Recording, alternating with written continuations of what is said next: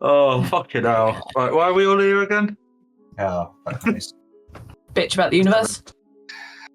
Just having a chat. I was not even there. They're just recording this. This is going to be episode 3. She's ill. She's just messaged me saying, Jen, as I'm so sick, you have to do the intro tonight. So I've replied with, oh, fuck you, you fucky fuck. Hope you feel better. Do you want to do the intro, or oh yeah, whatever, D&D and then Ellie can do an intro? I mean, she did the last one. What did she do in the last one? I don't even remember. She was like, it was about. I watched it today. She was like, parade. "Hey guys, welcome to our channel." It was about. I remember she did that, didn't she?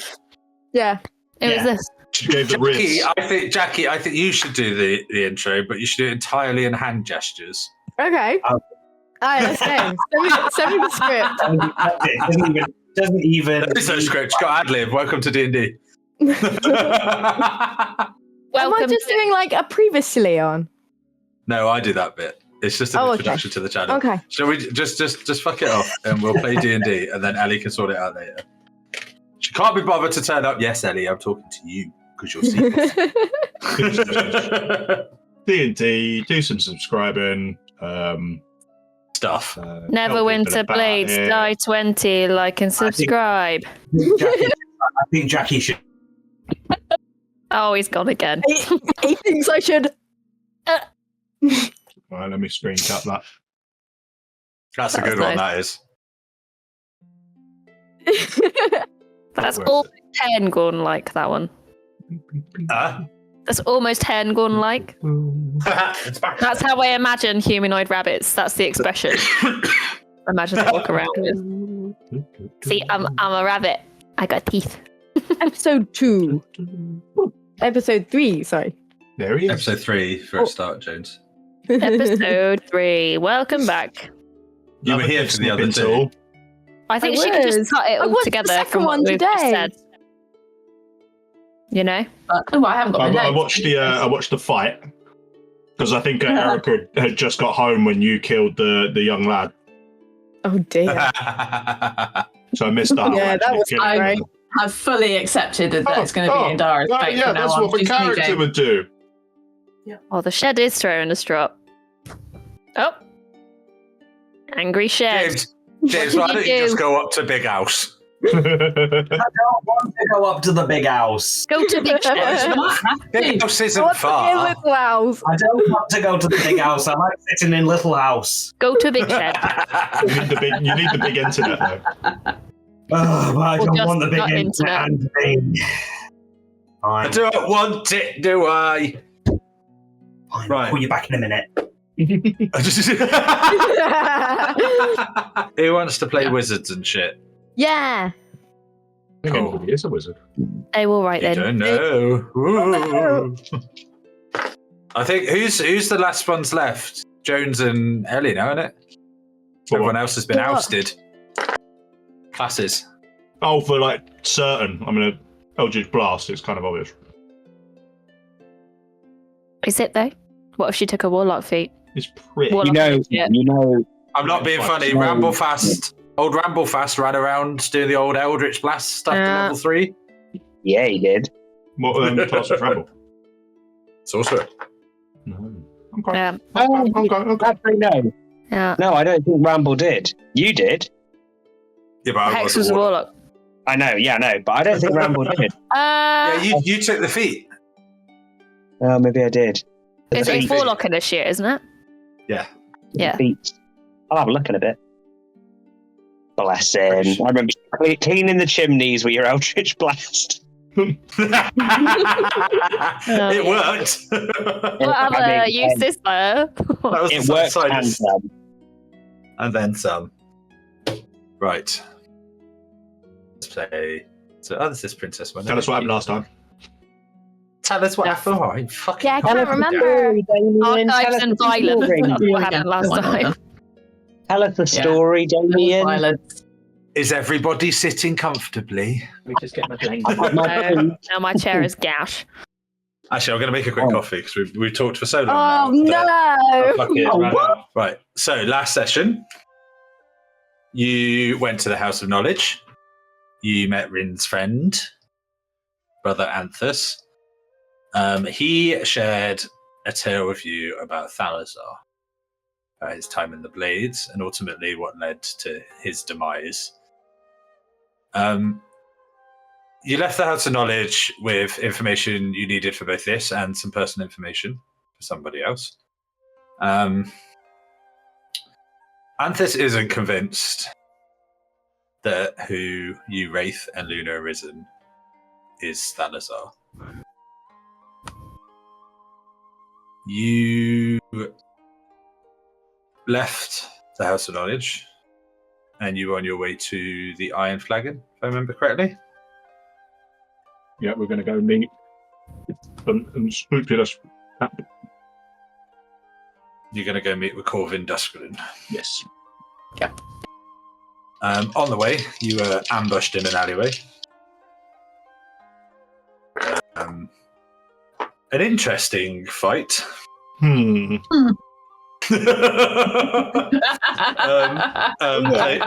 very interesting fight played out where I think most people's classes were finally uncovered. But I'm sure the consequences of that won't come up again. No, not at all. First fight in the game, and you Always murder gonna someone. let that go. Properly murder someone. Consequences for your actions in D&D? Never. Never Don't do that here. Just I like never did that in Saltmarsh. Just like the consequences in Don't do that Mass here at Effect all. 3. So, are you still on the map, the alley map? Yeah. Yar.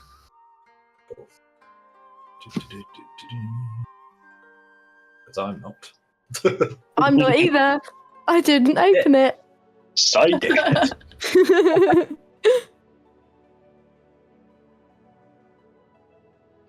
Are you in? That's what she Cool. said. So, as everything sort of begins to die down, you see, you take in the scene around you, and like you each of you begin to catch your breath. See the ground around you is now like littered with weapons thrown off rooftops from command spells. There's bodies all around. You see this body of this young boy like in a half-broken barrel, pool of blood around him. Just lay It's not it. like I've got this kid in my arms. Before any of you can fully take stock of the situation and what the fuck has just happened, you all hear this like sharp, uneven, jagged breathing coming from Luna. And as you look over, she stands frozen, hand still outstretched. You see her face is more pale than usual, if that was ever possible. You see these like wide eyes almost flickering with this like red.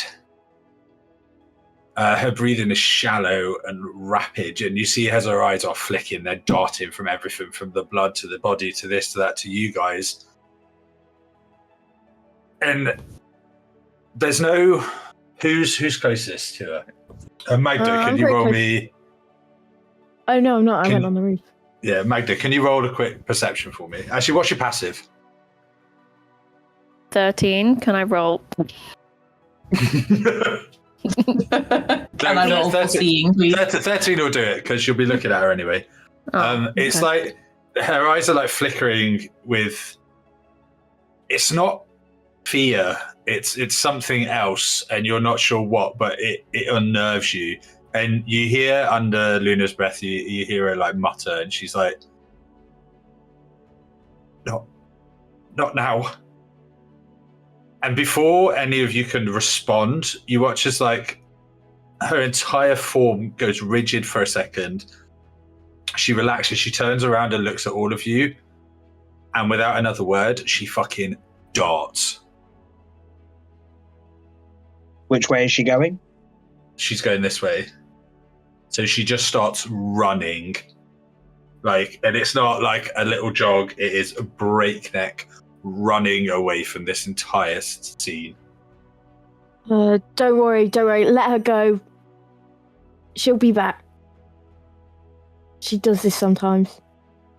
So you watch as Risen sort of, they make their apologies, and very quickly just go after her as well, just to go and make sure. How long has this taken? Like seconds. It happened in the last few seconds of the battle. Like, it just freak out and she ran. Would you say it was about 6 seconds? Yeah. Dara, shoot her. In that case, my rage has dropped.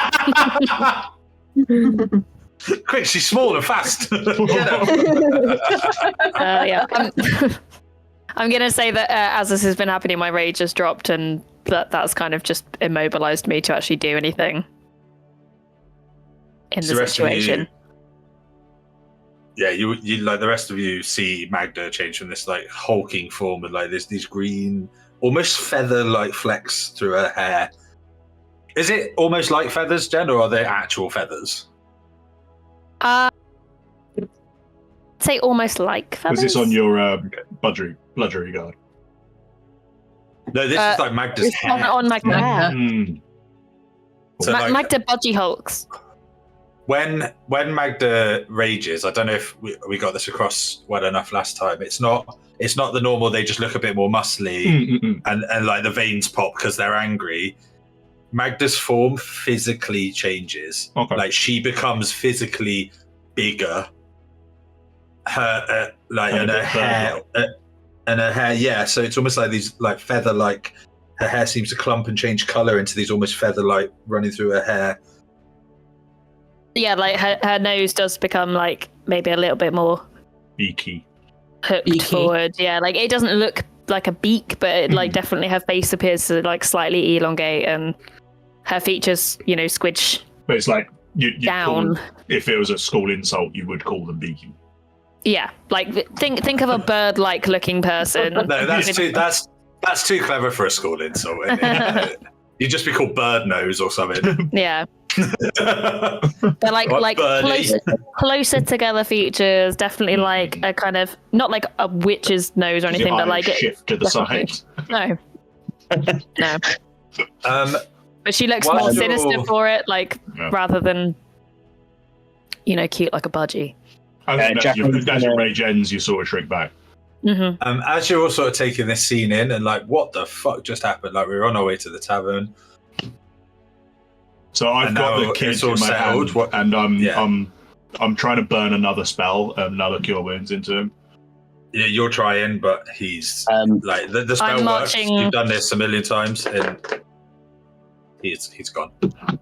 I'm marching straight round to stand under the roof where Indara is currently standing with my hands on my hips, just staring up at her. Dara's she's gonna look down. I know she's judging. Yeah, I pick up the arrow that was next to the boy, and look over it. Obviously, connecting it to Indara. I lay the boy down like really gently, and I stand up and face, and I start stomping towards her. I'm just gonna. I'm gonna quietly, not shout, but like loud enough for her to hear, but not shout. Indara? Yes. Come down now, please. I don't want to. Sorry. That's like the exact tone I take with my kid. I know, I've had it. Yeah, I bet you have. That just stunned you then, Lily. You were like, oh, I don't like it the other way around. Almost like we have the same parents. I know, weird, isn't it? I got to about there, and I look up to her as well. It's like, okay, Indara is going. I look at him and I'm like, one moment, please. Indara's going to slide down this room and then take the drop off the lower edge onto the thing. She's not going to use her face step, so she's going to slide down and then take the shorter drop. As she's like making her way down, I'm like trying to smooth my hair back in place and sort of like straighten my clothes a bit. And I notice that my sleeves are ripped, and I'm like, oh. Indara's going to dig a little like polished mirror out of her pocket and just sort of flip it over to Magda. I'm going to catch it. Being so fucking casual. There just killed a boy. will be It was an magic, explanation. What do you mean an explanation? He's dead.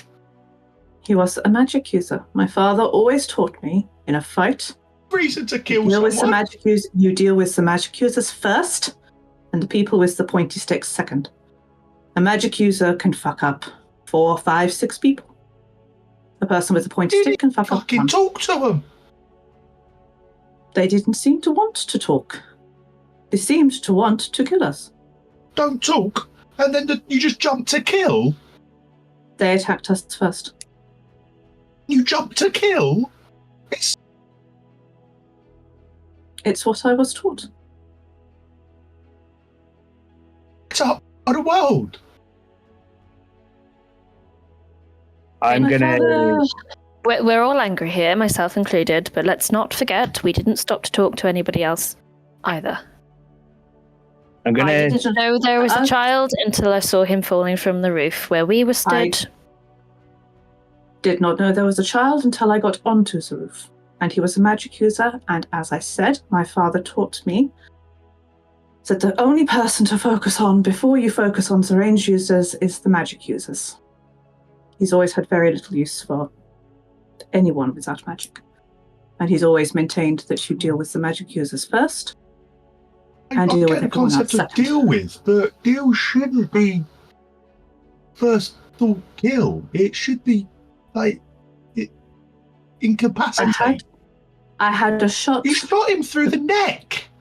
I'm gonna jump down off the Yeah, ledge same. where I am and go over to Rin and just like put my hand on his shoulder and be like, all right, look. She Wait, shot him yeah. through the Wait, neck. mate, we can talk about this in a bit. I think it would probably be very wise that we maybe move this conversation elsewhere. And I'm going to point to my insignia that is now in my hand, essentially, and not on me, and gesture for everyone to put theirs away. I'll tuck it into the armor plate. I'm gonna grab my cloth quickly out of my bag, wipe my insignia before I put it in my bag. And then No. also keep my cloth out and start trying to wipe down my clothes. I'm wiping, Be like, I'm like wiping the tears away from your face. And Yeah. Dara will tuck her signet into the same pocket that had the mirror in it.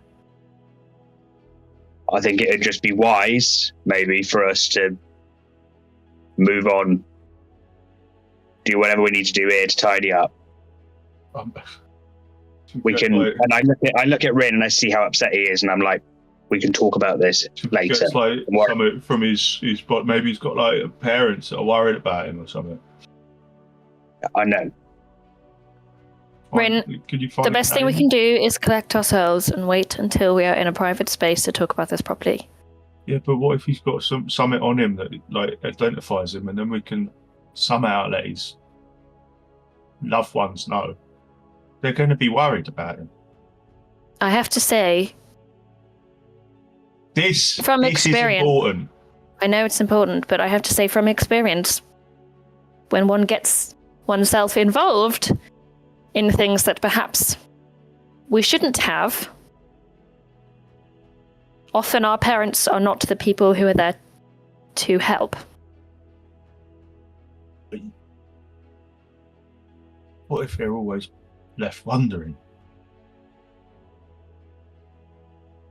All right, Agreed. look, I'll I just stand. want to Look, check. you Let me check quickly his check. body. Just find something on him, like something. I'll stand guard down this alleyway. You quickly check. You will take the others. Yeah, I'd like to check the body to see if the kid's got any identifying stuff on him. Yeah, do you want to roll me an investigation? Yeah. Also, Fuck all 7. Jacqueline, whilst you're looking around the alley and stuff, and Yeah. Magda, whilst you're keeping out, can you both roll me perceptions as well? Yeah. A 7 will do it. You're going through pockets and stuff like that. If like, there's no hidden pockets in his jacket. He's just wearing these sort of half tattered robes. They've obviously been like a hand me down from someone else. He's dirty. Very similar to like Jarek, sort of dirty. Like it's like a dirt that, like, even though they wash, they're always outside. Yeah, grimy. Like kind of dirt, Yeah, just a bit grimy. You do find in one of his pockets, you found like a folded up, like half crumpled note. Mm-hmm. As you unfold and read this note, it's written in a very sort of, it's a nice handwriting. Mm-hmm. It's well done. It's not like calligraphy or anything. And it says, there's no date, there's no sort of mark or anything on it, but it says, "My dearest Kieran." And then underneath it says, "Please, son, reconsider this path. Money is not important. We've managed before and we'll manage again, even if times are hard." Is it signed by? Oh, sorry. You're all we have left. And the thought of you wrapped up with these people scares me and your father. We don't need coin. We just need you. Please come home. Oh no. Couple of tears. I mean, I'm crying. I rolled 15. Was there a like signed by, like, or was it just mother and father? It says mother and father, yeah. Can you send me that? Yeah. 14 to me as well. I stow that in my breastplate.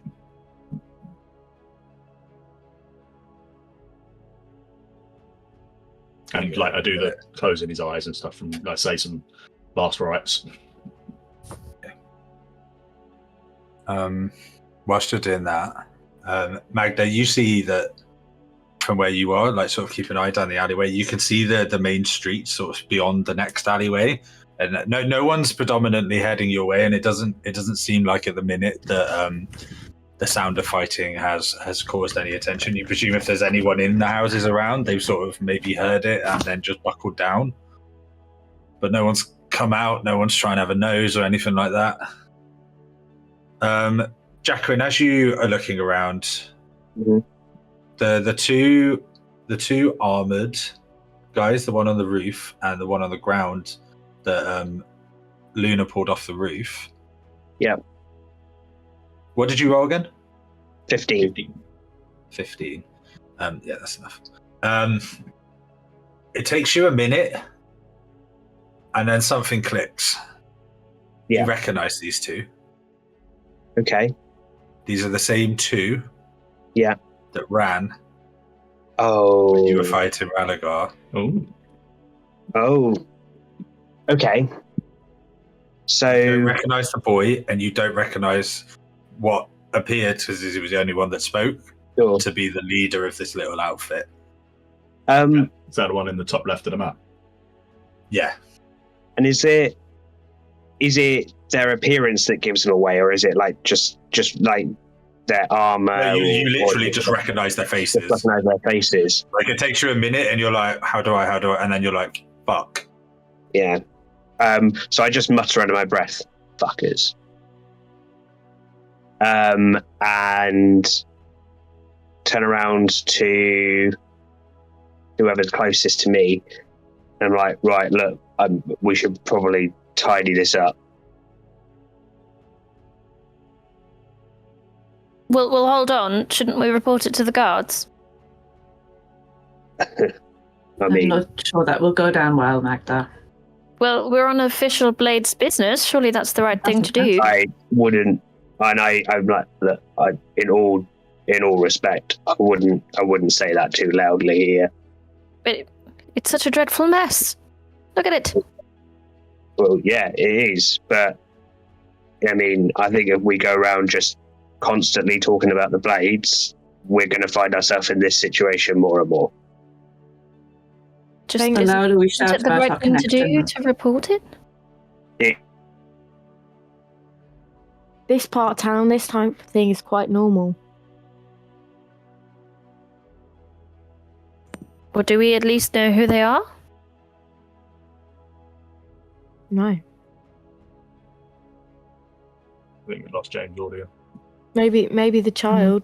What did they say his name in the letter? So it was Kieran. I'd bite him. His name was Kieran. Last name? No.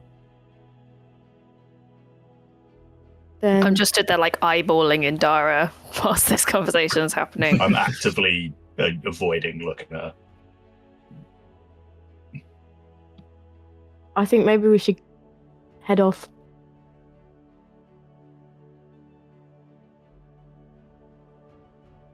Right.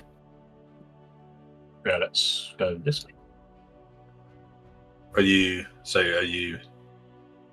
carrying on? Are you changing your course, or are you carrying on to the iron? Carrying on to the Iron Flag, aren't you? Carrying on. Can I check the body of the one that James has been looking at before I move on? Just to see if I can, like, figure out, or, like, not figure out because I'm dumb, but, like, see if there's anything about them that might say who they are. So any symbols or any letters or anything. Yeah, so you go through the pockets and you're checking, like, they've got like a small bag. You find like a few silver pieces, let's say 6. Weapons. There's nothing really, like a few little tidbits like pocket fluff and stuff like that, but there's nothing.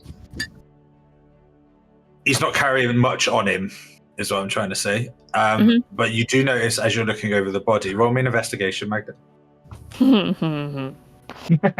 Yeah, I saw your intelligence earlier. 13. That's enough. It's fine. You notice, and then you like sort of look over at the other two as well, like the leader, and they're all wearing the same clasp. They've all got these little cloaks on with this same little brooch holding it over their armor.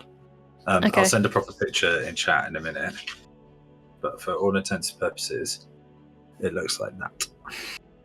Little eyeball. Whoa. Oh. So yeah, it's this little sort of oval eye with what looks like 2 swords coming out from the pupil that's been sort of elongated. I don't take it, but I stand up and I go, oh, must all shop at the same place. What do you mean? Dara like is. Well, look, they all Dara wear is the gonna same approach brooch. and have a look. So yeah, you all see the same thing. Yeah. Mag just pointed it out. I can And only then she's apologize, going by the way. to take the brooch Fashionable. and pop You're it in going her to take the pocket. brooch. She's Okay. going to take one of the clasps and pop it in her pocket. How do you like it, Indara? That might Did Kieran have No, that it- over in his as well? it might give us more information So about who they Kieran work for if they all wear Kieran the same didn't. thing. Oh, you thinking we find the shopkeeper? I'm thinking that they might be more like our insignia we were wearing earlier. Oh, yes, I that think We makes are sense part of the too. group. They are part of the group. Thinking it might help us. I think we should take the other one as well, so they can't easily identify the other body. I'm going to pocket the other one. Mm-hmm. Look, maybe we should just move them to the side. At least they're slightly out of the way. Is Get- the one on just the get roof out of that it. died still on the roof? Yeah. good. So Nice. you've got like the brooch off this one Yeah. and this one. But yeah, obviously, I think Wraith, you said you jumped down, didn't you? Yeah, I did. So Oh. yeah, the other body is still on the roof. His weapons are still down here next to Magda. They were. He took them off. Or just, I mean, I can climb back up and hoof him off. I mean, we're just trying to brush them to one side so that they're not obvious, right? I mean, I would say Rufy Okay, Boy is then, alright. probably not very Yeah. Pretty Yes. good.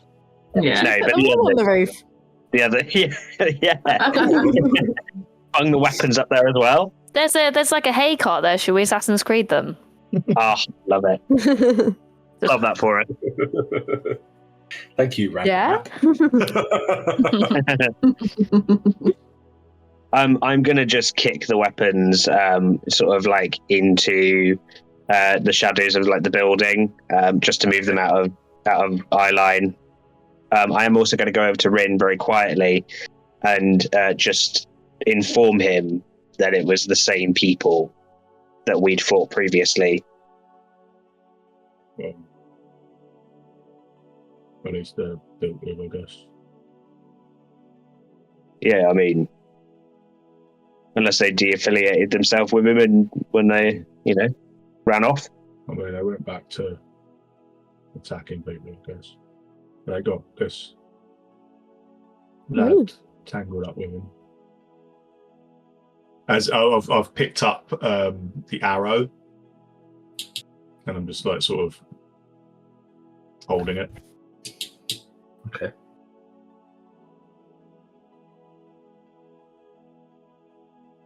What's the planning? Oh, are we tidying the bodies away a bit before we shift on? You just go. Yeah, let's go before someone turns up.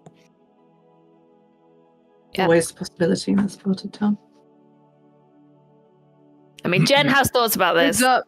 but Magda does not. So I'm literally like sat here like chewing my lip like. This is what happens when you play this. Yeah, I sort of just cajole Jacker into like, let's go. I can't be here anymore. Right, so we're going. We're leaving. You know where we're going, don't you, Wraith? Yeah. Show you the way. Lead the way. I think I remember. Roll me a survival check. Oh dear. No. This could be interesting. Actually, no, roll me history, because that's more like trying to remember, isn't it, where you go and stuff. Yeah. I get slightly better. So survival is more. A 17 I'm plus. trying to figure out where she's Map, going, yeah. not tracking something. Trying to So remember. that is a 19. Yeah, it's just more landscapey to me than A 19. acty. So yeah, you know pretty much what route that too many bloody people in this campaign now. I keep forgetting everyone's name. Luna and Risen were taking everyone's, so you just carry on that way and you head off out the alleyway sort of this way. I'll fuck up the recording. Eventually there's like a couple more alleyways. It brings you back out onto like the main stretch, one of the main stretches of the Protector's Enclave. After let's say sort of 10-15 minutes, it's not very far at all. You round a corner and then you see this tavern in front of you. I will move you over. Make sure I got the right one. I'm So very actually- sorry, guys. The internet, it drops out every 2 minutes. There's a problem in the area. Oh shit! Fun. That So sucks. I can only apologise to Ellie because I'm going to be jumping around. As you approach the Iron Flagon, you see that it kind of, as you come down this street, it's a dead end street, and the Iron Flagon, the building itself sort of juts out away from the other buildings, but the tavern almost seems to spill out into the street. There are long tables and chairs outside, people sat drinking, and it's almost as if think of it in your head of like a street party of old. They're going to drag all the tables out and stuff, and that's what it looks like at the end of this little like dead end alleyway that this tavern is in. I'll shift you over so you can have a nosy. Cool. Nice. So yeah, you head up. The doors, obviously not in the picture, but the doors are open, and the place is obviously it's busy. But as you get closer, there's no one here in like nice, well-to-do clothes. It's not like the house, not like the Thousand Faces. It's certainly a far cry from the Moonstone. It's Bunters. Jackie, it's I was actually going to say it's pub and the Or candle. Central. Oh, It is. Yeah, that dive bar.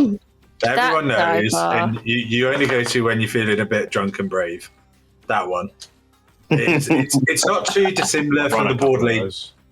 Yeah, it's not for Rafe for you. It's not too dissimilar from the board laid bear, but it doesn't have that sort of welcoming feeling. I did say Rafe, didn't I? What? Yeah. No. I'm just saying, hey, the board's great. The board's great. Don't diss the board. With John and Bill. But yeah, you head up. You see that it is very much open. And what would you like to do? We want to find ourselves an indoor table somewhere in a corner. Nah, don't be weird in here. People will try and rob you, and if you look at them funny, they will fight you. I think weird is sort of our default setting. Yeah, just don't stare at anyone and you'll be alright. Or murdery. Prefer not to fight again. I feel like Rin's not going to let us go. Rin is not going to let this go. No. No. No. Are we heading? Alright. Everyone ready? Let's go. Let's go and find ourselves a table. Let Rin shout more. As you head in, it's not dirty per se. It's old. It's a bit knackered.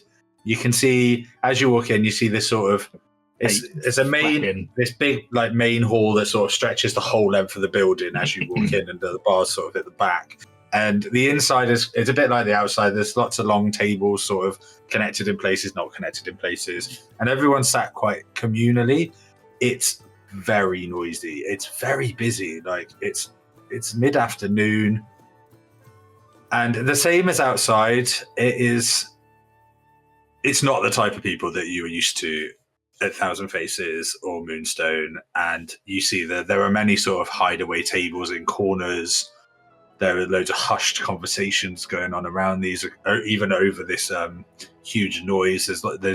You see at one point as you're walking through to get to the bar, you see like two people having an argument, and one goes to hit the other. Someone else gets involved, and it becomes this ruckus that just. And actually, you don't notice the presence of sort of any security. It's other patrons that sort of jump in and tumble everyone out and sort it out that way. As you head in and you head up to the bar, you see a woman behind the bar. She stands about 5'7", 5'8". She's got this like striking big red hair sort of pulled back into this massive bun. These like bright green eyes. And she's sort of wearing like this sleeveless vest and just like a pair of normal sort of trousers. She's older. She's sort of in her 40s, but she's well built, and it's like the first thing that you notice about her. And then she's very confident, and you can see her like she's talking to the people at the bar, shouting for drinks. And she's like, "Yeah, I'll get with you in a minute. Hang on." And she's running around. What do you guys want to do? Right, drink. Everyone want one? Drink. Water. I think. I don't know if they do water here. I don't think it's safe. I think I might. All right, I've might got like a bit of a something. good constitution. Ale. All right, I don't. Do you think I they don't know do if I some kind of remember all that. watered down ale? Oh, don't worry. I think I'm everything. pissing it if you ask for that. But also, I suspect everything's watered down in here. Don't worry. Or maybe I suspect in a place such as this. do you think they have a wine maybe, or something, short? I'll Uh, ask. I believe the short stuff will be the strong stuff. Oh, I'll only sip it.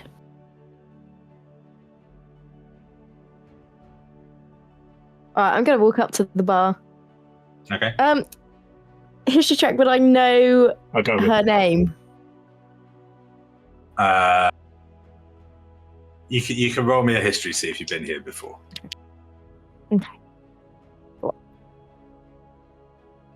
No, an 8. No, you've walked here on like your little walks and tours around and getting into the city, and even for you, Wraith, it's that kind of place where you've sort of gone, oh, I don't know if I should. And then ducked out at the last second and gone somewhere it looks a bit more friendly.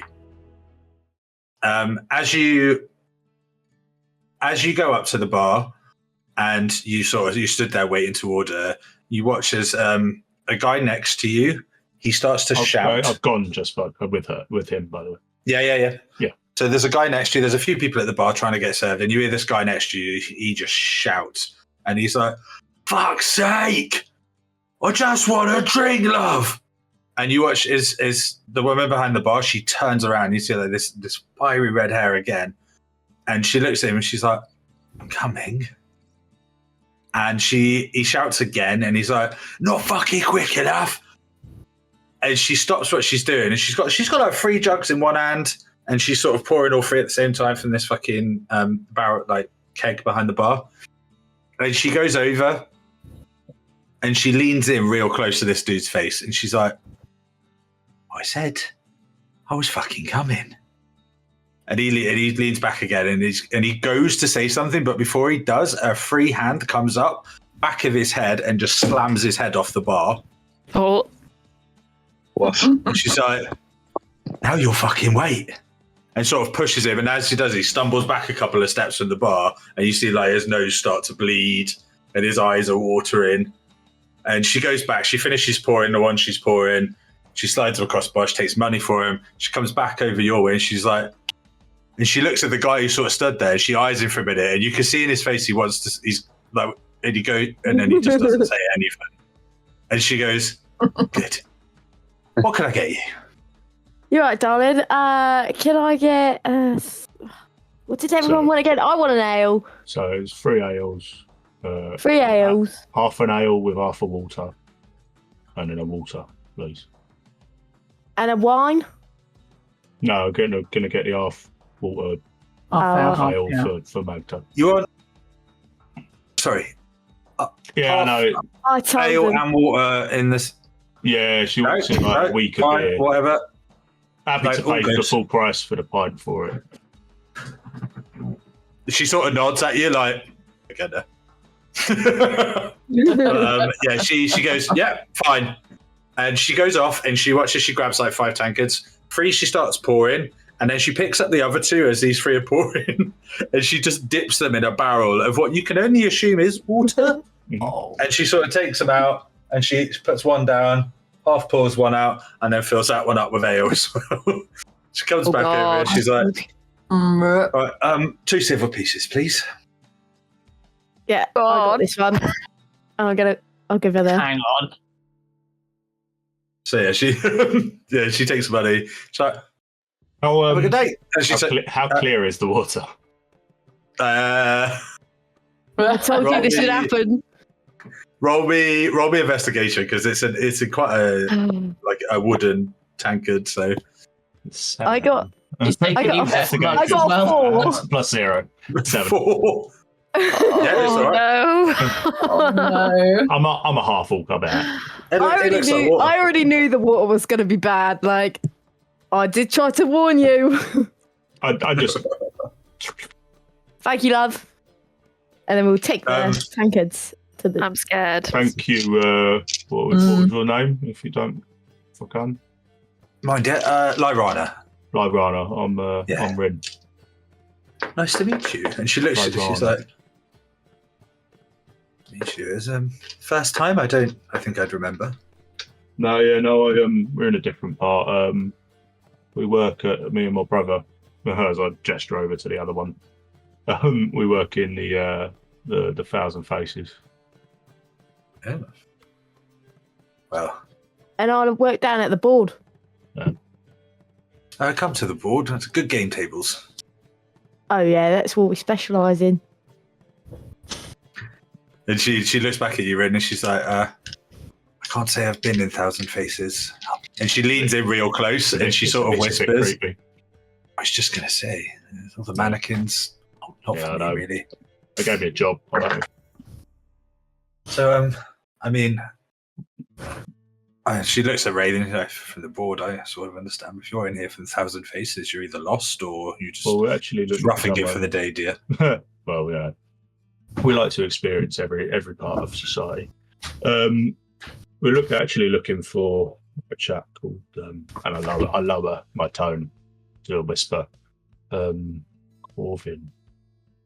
Was Corvin, wasn't it? Yeah. Oh, yeah, I think so. Corvid. Corvin. So. COVID-19. Corvin. I wrote it down wrong, didn't I? She sort of looks at you and she smiles, and she's, yep. Quite a lot of people looking for Corvin. Oh, really? Was he your own money? Yeah. Got something for him, if you? Yeah, that's what it is. Yeah. All right. He's upstairs, usual table. Well, I don't know which one that is. It's the first time that. Sorry. I sometimes think, I mean, I own the place, but most people seem to come to just see that. Fuck. Well, yeah, just sorry. Upstairs. You're much nicer than him. Oh, I don't know. He's rather suave. Hmm. Upstairs, table at the back. You can't fucking miss him. Thank you. Thank you. As you say thank you, and obviously like start collecting your drinks up, she turns around to the guy who's just been stood there like silent this entire time. And she's like, "Right, now what would you like?" And you see as he like steps forward to the bar, and he's like, "Can I just get two ales, please?" He's wiping his blood away from his mustache and his beard. I really, really hope that it was drunk matey from the street. And we just keep seeing him. It wasn't. Just keep seeing him. He's definitely asleep in an alley somewhere now. Every second his he's brother? getting beaten. Yeah. Just It's different Bill. settings. We just see him in the background. Just keep making this poor guy's day more miserable. He wasn't. We had Bill, and who was the other one? And he is the big bad. Yeah, that's what What's he's this having guy's that name? one bad day.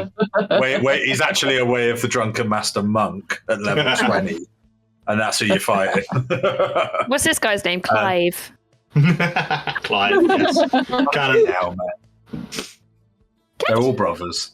Every time there's a big drunk guy, they're all brothers. There's going to be like fucking quintuplets or something. This Smith is like the is a- D&D nurse joy, but like horrible. Bill Smith, John Smith, Clive Smith. They're not brothers, they're just distantly related. So yeah, you guys obviously gather up the drinks and you take them back to the rest of the group. What's next? I pass Dara a drink and Magda a drink. Thank you. How much do we owe you? Nothing. I paid, but it's on me. Are you sure? I think I would have. You get the next round. I think I would have shared the round. About a silver each. Thank you. You're welcome. I'm going to take a sip. I'm going to inspect the glass. You're not gonna like this. You're going to inspect the glass. Okay, so number one. Not like Is really a- obviously. I'm just there like checking around the rim. This is a wooden tankard. A well-used wooden tankard. You might At get a one split. point, the wood might have been lighter. You're not entirely sure. The sort of the iron banding around the outside of the tankard is it's quite rusty. But I mean, Okay. everyone's drinking from him, so. Right. I'm gonna take my cloth out as stealthily as I can and just Magic wipe cloth. around the rim before I take a sip. So as you wipe with your cloth, the rim of this cup, you watch as it goes from this almost black brown, and you watch as it comes up this lovely sort of light pine colour. Ew. Is this really a magic cloth? I look at this and go, oh. And then just wipe like another line down, just so that I feel comfortable. And I'm like looking at the inside of the flag and noticing that is still pretty manky. As you wipe down, and you realise whilst you're doing this that like sort of that part and that part of the flag are wood, and then there's this big iron banding around the middle, like which barrel. is where you presume the iron flagon comes from, and that's why they serve them in these cups. As you wipe down, you hit the metal, and it instantly takes off like that weathered grime, and the rust disappears to bring up this really nice polished iron underneath. Oh. So, like at one point, these were probably quite nice mugs. I wipe it down and I look at it and I turn to whoever's right next to me and just go, oh dear, do you think they'll notice what I've done? I don't think so. I think so. I No, I think everyone drinks it. As we look around at all the other mugs, and they're like black. Yeah. Yeah, like they're a bit rusty on the banding. Maybe they'll be appreciative. Maybe you should, But as you will look at Magda's mug now, you realise that when she's wiped it down, she's not just taken like a bit of dirt off. Like the rust has disappeared from the metal, and it almost looks brand new. Wow. Take my cloth off and put it back in my bag, and now I take a sip, a very tentative sip. That's really cool. Is that magic? Well, I don't know. I bought it. It was very expensive. Well, there was just someone passing through town when I was younger, and I saved and saved and saved all of my money, and I bought it from them. And it never seems to stay dirty, and it always seems to clean things just ever so nicely. You don't need any water or soap or nothing. Well, sometimes I do, just because it seems like the right thing, but I was only really intending to give this a little wipe, and, well, I didn't expect it to have quite such an effect. Quite like it. Very handy, isn't it? Well, yes, I do. Usually use it with my hands. Do you want to give mine a little? Will you give mine a little rub? Your tankard or your hand? My tankard. Oh, yes, of course. I take my cloth back out and Mrs. I wipe round the tankard, and I also give Wraith Hand a little wipe as well. You must be ever so dirty after that nasty fight. Here we go. Let's just clean your hands. Does anybody else need to wipe their hands? While she's doing that, I take the letter out of my breastplate and I pass it over to Jacqueline. Okay. So Jacqueline, you take this and letter I put and the you do arrow. the same thing. And I put the arrow on the table. Okay. Has it got blood on it? Probably. I'm going to clean it. Rafe, you notice as Magda cleans your hands, as the cloth touches like your hands, it's warm. And think like warm. So you know when you were a kid and you used to go to the Chinese and they I knew you were going to say that. The little moist towelettes that were always kept in the plate warm, and they were really nice on your hands. Yeah, and it's that feeling as she cleans your hands with this cloth. But you notice as the cloth doesn't stain, like this is a bright white hanky, and it sort of just sucks the dirt off you as it's cleaning, but doesn't stay on the cloth. Disappears. That is amazing. I do wonder where it goes sometimes, though. I once had a terrible dream that it just ended up being left somewhere else, and that just made me feel ever so itchy. You never want to visit that plane. Everything I the did bag is offer to ever speak to my clean. father. Yeah. What did you say, Lo? I did offer to speak to my father for you. He would probably have known. Oh, yes, well, Maybe. I always thought you just wanted to send him there. Like, Tempted. Pardon? is your father someone special? Like He's the like head king or teacher. something? No, he's the head teacher of the magical school in Silvery Moon. It's possibly the best magic school in Faerun. Okay. Wow. That's really cool. Was Not he when you're not disappointed very that good you, with magic. that you did become a magic user? Oh, yes. Yeah. He made my life quite miserable about it for about, 120 years? Sounds like a bit of 120 years. a git. My father is a wizard, my mother is a sorceress, my brother is a wizard, and I am the family failure. I know, you're pretty handy with a bow. Bit too That's handy. about all I am handy with. Bit too handy. It will. This is awkward now, isn't it? Not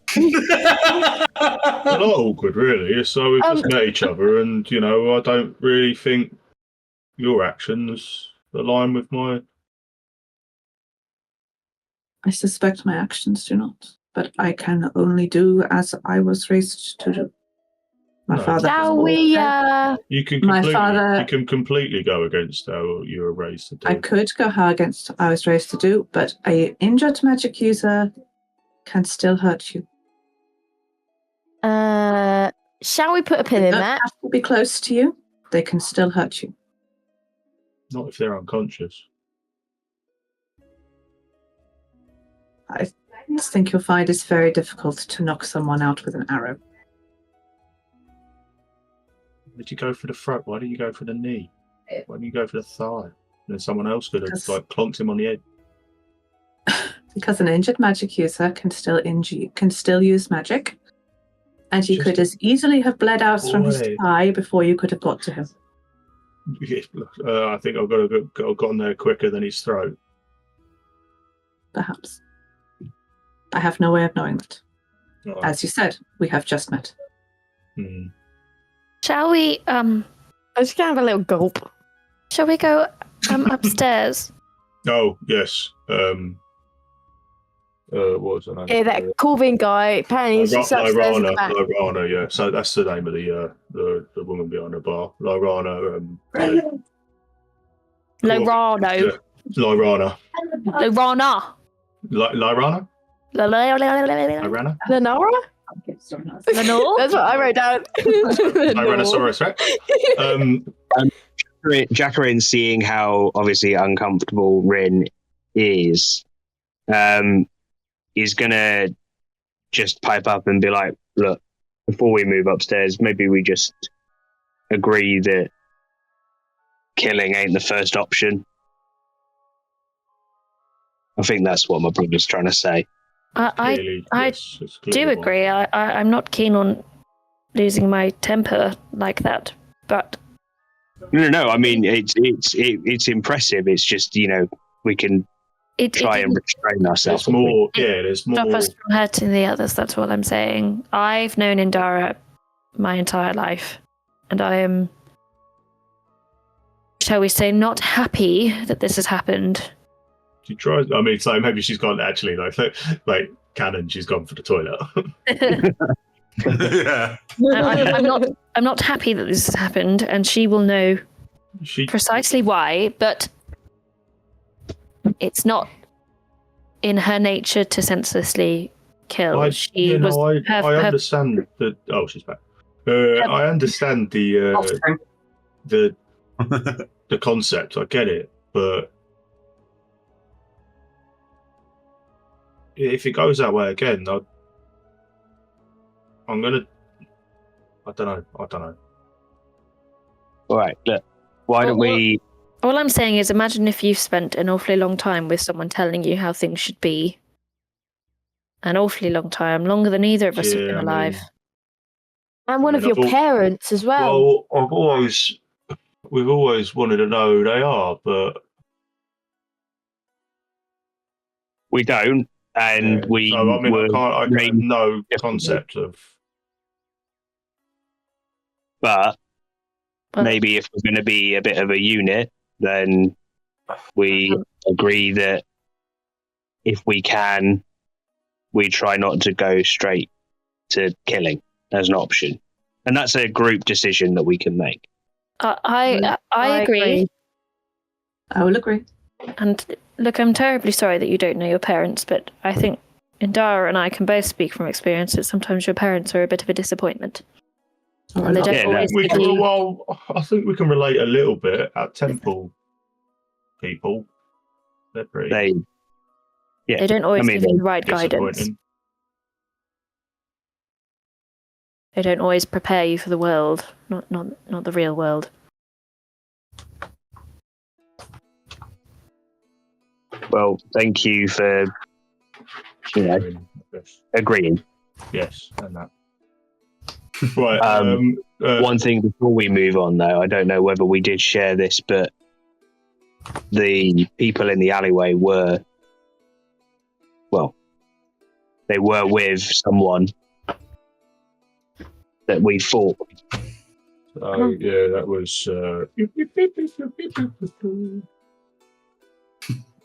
Just trying to remember which one it was. Yes, I remember. I've labelled them all. That was Ranagar. Yeah, they were his henchmen. Yeah, so we They legged it. almost took out Ranagar, and they scarpered before he then scarpered. So maybe the sigil has something to do with him. Yeah, with the eye, maybe like other people have got the hand, and it's all like Yeah, maybe different factions or something like that. could be. Just something to keep in mind.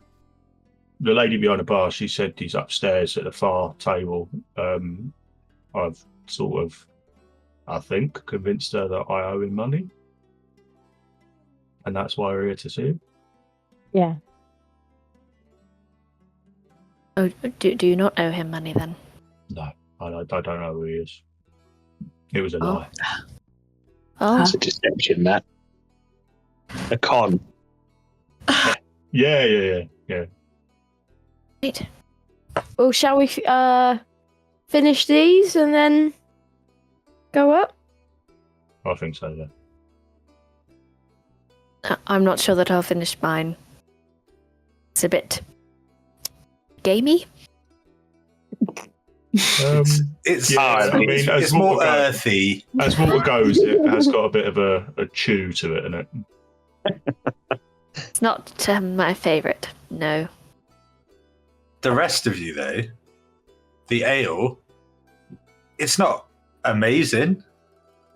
But it's surprisingly good. Like an Amstel. Probably all the dirt. It's a good solid ground. You know, when you go to a pub, everyone's got that solid ground beer. Yeah. A Moretti. Yeah. And Dara's just going to drink a beer. She's seen dirtier cups. So are you all heading upstairs? I think so. Mhm. Yeah. I sort of like that way to the barmaid. So you head upstairs, and the upstairs is open. It's like same as downstairs. So you head up like these sort of curving wooden stairs. Did we get like a you physical description? Sorry, of Corvid from Lyra. No. She said he was Okay. suave. Hmm. Oh, That's lady all- downstairs, she did, yeah. That's all she said. She said he was suave. Okay, cool. So yeah, you head upstairs, and it's open again, sort of the same as downstairs. But there are smaller tables, and there are sort of small half walls cut in like booths between these tables upstairs, and the lights are a lot lower, sort of like flickering oil lamps around. And it's a bit quieter up here. There's people playing cards and stuff at certain tables. As you head up and you look around, you see over by the window.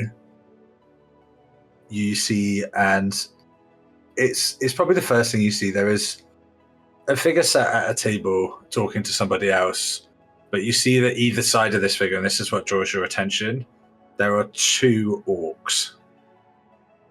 Not like Yeah. you, Rin, and Jack Of course. Rin. I do nudge him though. Yeah. And you see sat in between them, talking to this person who's got their back to you. How big are they compared to us? How big are they? So both of these guys, they are nearing like 9 feet. They're probably Rin. I'd say Jacqueline's probably closer to like their physical width. Yeah. Whereas Rin, because you're more slender, it's like almost like two of you pushed together. Mm-hmm. And they're big, and they are sort of wearing the same sort of just tabard over some scruffy clothes, but they're both clearly sporting these massive hand axes on either side of their waist. You see in between them, talking to somebody who's got their back to you, you see this very sort of thin and slender tabaxi. With this expression on his face of just very, like, not concern, but just whoever he's talking to, he's very much in control of this conversation. This person is there because of him. You know, when someone's just got that air that you see about them, that they are the most important person in that conversation, and they know it. Yeah. That's what you see from this guy. You see that like his fur is almost jet black across most of his body. Well, there's sort of like this dark charcoal grey across most of his body, with lots of like black stripes all throughout his fur, and this like white. Is it muzzle on a cat? Would you say muzzle? Yeah. It's that white muzzle. Are you guys heading over, or are you just checking it out for a minute? I reckon we wait until we... Do you think we should let him finish his conversation?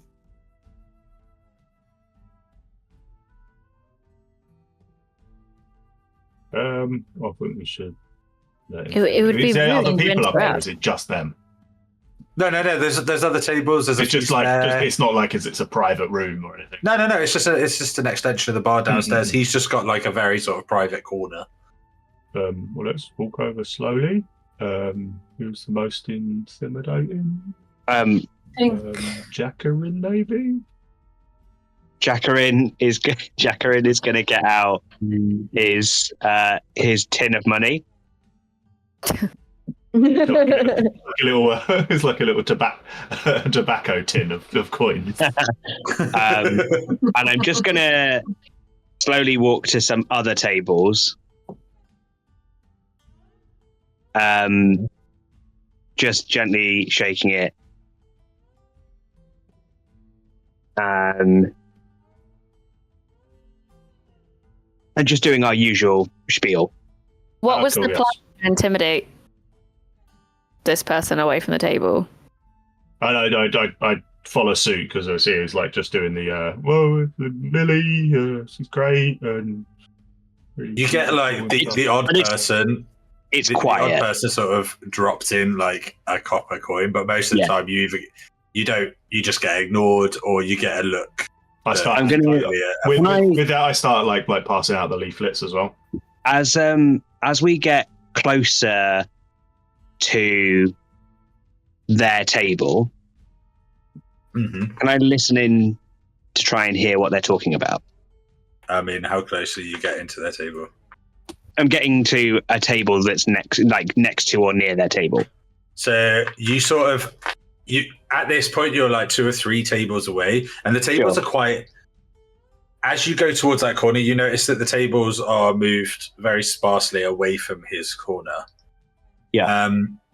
As you get sort of within like 10 feet of his table, like 10, 15 feet, both of the orcs almost simultaneously move around the table and stand at the front. Cool. And they are both just really intently watching the pair of you. I give them a greeting, whatever the standard greeting is in Orc, and I start talking to them about Millie. So, you start talking to them, and they both sort of stood there. They both got this. Hello. Yeah, what do you say? No, I'm a little bit smaller than you, but it's nice to see some other green screen folk about. At this point, we've split up, so I'm still stood at the other table with the coin. jar, and I'm assuming I can't hear anything they're saying. Not from where you're being known. Not from where they're saying. That's fine. So I've got a leaflet. I'm quite like fucking hell. Yeah, like, as you've got up to these guys, like for the first time probably in your life, seen an actual orc. Yeah. You've had to look up to talk to somebody. You're like, fuck. Just sort of spreading the word of Malil. I'm going to come and join you. Nice goddess. And of course, any donations to the temple are gratefully received. Here's my brother. And I just gently shake the tin. As you walk over, obviously, like you're both in your armor, and you're like shaking this tin. One of them, you watch as like their hands move to their axe as you get closer. No. Nice. I mean, we're just trying to spread the good word. I'm going to slap my head on my hand on my face, seeing this from afar.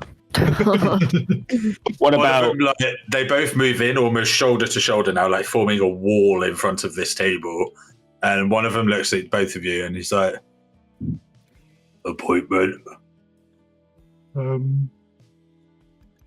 Well, actually, I mean, I think we do have an appointment, but we're just trying to do some work while we're at it. I'm going to lean over to Wraith and Indara, and I'm like, oh dear, do you think they need a bit of help? I think we're probably best leaving them to it. Lyra. There she go. And he looks at the other one and he goes, little man called Lyra. Yeah, I know, it's a family name. But I'm not sure. Do you want to, would you like to tell your boss? He like snarls at you, and you watch this. He lets go of his axe, and he like reaches inside this sort of like battered, massive. Is it a jerkin? I don't know. I never know how to pronounce it. Like a vest. And gilet. He like a gilet. A gilet. But he goes in. A gillet, yeah. He called it. He's got a gillet. And as he goes in, he pulls out like, what to you guys is a notepad. But it's fucking tiny in his hand. And he watches like with one finger, he just goes, it's an emergency appointment. Yeah, if you mention the name Shadowthorn, he'll probably know what we're talking about. And he like puts it back in his pocket. Pulls this gilet back over. Name's not on list. Do you think that emergency appointment you could ask though, as like maybe a distant relative? He looks at you. I know I'm a bit of a runt. What's your passive perception, Rin? 14. 14, that's enough. You notice as he looks at you, and he has like, and then he looks down at like your belt, and like your sort of bags on your belt, and he's like, maybe. Well, maybe what? Maybe we'll ask. Thank you. And he looks at the other one, and I put my hand towards my coin purse, and I like, yeah. Maybe we'll ask. Maybe. And I was like, then I take a gold out, and I'm like, maybe. Maybe. I pull out. I pull out one gold piece. He reaches out and he takes your gold piece, and his other hand goes out towards you, Jackery, for the other one. He's clicked it in your hand. I put one gold piece in, but the moment I put it in his hand, I also shake the tin, and I'm like, and I just, but I tut and slightly shake my head. He sort of looks at you, Tim, for half a second, and then he's gone. He's not. He very gently picks up these 2 gold coins, puts them very delicately in the pocket in his jacket. He points at an empty table just away, and he's like, Thank you. Shit. I'll ask. What was your name? Don't do names. Oh, I'll ask. Fair enough. Thank you. As they do this from a distance, again, I lean over to the 2 and I go, "Oh, look, see, they obviously did owe them money." Nice. We go and sit down. We go and sit down at the table and gesture everyone else across. So yeah, as you all go to sit down, they step back to their positions, either side of Corvin. As you sit and you drink and you wait, this meeting goes on for, I'd say, about 5-10 minutes. So if there's any little things you want to be doing in that time, let me know. But this meeting finishes up, and the whole time the person sat with Corvin has got their back to you. As they stand up and turn around, you see it's this small halfling woman who... What's everyone's passive perception? Oh, actually, I think I've got it written down. 14 again. Mine's pretty shite, I think. Fucking everyone's Over a pretty week. shit. Indara, with your Mine's a passive, 9. you notice that at some point in this conversation, a small bag is passed across the table. You're not sure. It's just a small brown leather bag, tie string at the top, is passed across the table, and Corvin very sort of deftly takes this and puts it away. And very shortly after that happens, this conversation comes to an end. You watch as the small halfling lady gets up, and you all now audibly hear her. She's like, "Thank you, thank you, thank you, thank you," and she departs quickly. Like, she is gone, and she is down the stairs and gone. A few more minutes pass. You see, like, one of the orcs leans down, and he's sort of trying to whisper something in Corvin's ear, but you can hear this because they're very loud. And he's like, "Table, emergency, apparently." Oh no. And then you see, like, Corvin says something back, and you watch as one of them starts to fucking lumber over to you, and he's like, "He's ready." Thank you.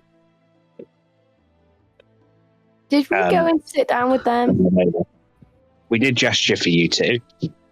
Whether you did or not. Yeah, we would. We did. I think we would have gone over. Yeah. So Making sure that's canon. yeah, we head over. So yeah, as you head over, these 2 orcs like picking up fucking like a chair, like 2 chairs at each hand, just to make sure there's enough seats for all of you around this table. They plant the chairs down, and you sit down, and I'll move you over. It's not a map, but Do we get to see the kitty? Oh, Well, hello. and now you see this guy, like, he is very different from his counterparts. He is very well kept. He is very well dressed, and you can see, like, the clothes he wears are cleaned and they are pressed. Like, Magda, this is very nice for you in this place because everyone else is quite dirty. And This is exactly Magda's type. yeah. oh, he licks As you- himself. That's just disgusting. This is Rafe's type. That's a horrible stereotype of Tabaxi, Jennifer. That is awful. Okay. I thought we went through all of this with Shadow. Not all Tabaxi. I thought Shadow did lick and drink milk. himself. Oh yeah, I full on cat mode. I had zoomies and everything. Found a box, sits in the box. As you all sit down, he sort of like wraps his fingers a few times on the tables, and so an emergency. My gods, tell me. Though I do not recognize one of you. And he looks at you, Rin, and I also do not believe your name is Lyra. No, but Funnily I thought enough. that would get us an audience. It was a clever lie. Was it? Was it? Says Jen. Well, no. Says Indara. Well, I mean, he it sort of like his head tilts and he's like, I mean, it wasn't exactly a lie. Obviously, we just really desperately needed to talk to you.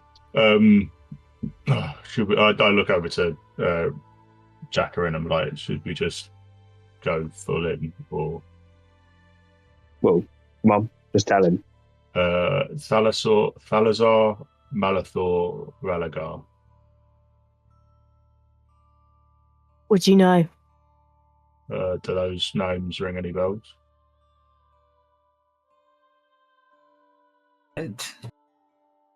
But this they might, friends, but this is not how we start a conversation, is it? Oh, I'm sorry. I'm new to this.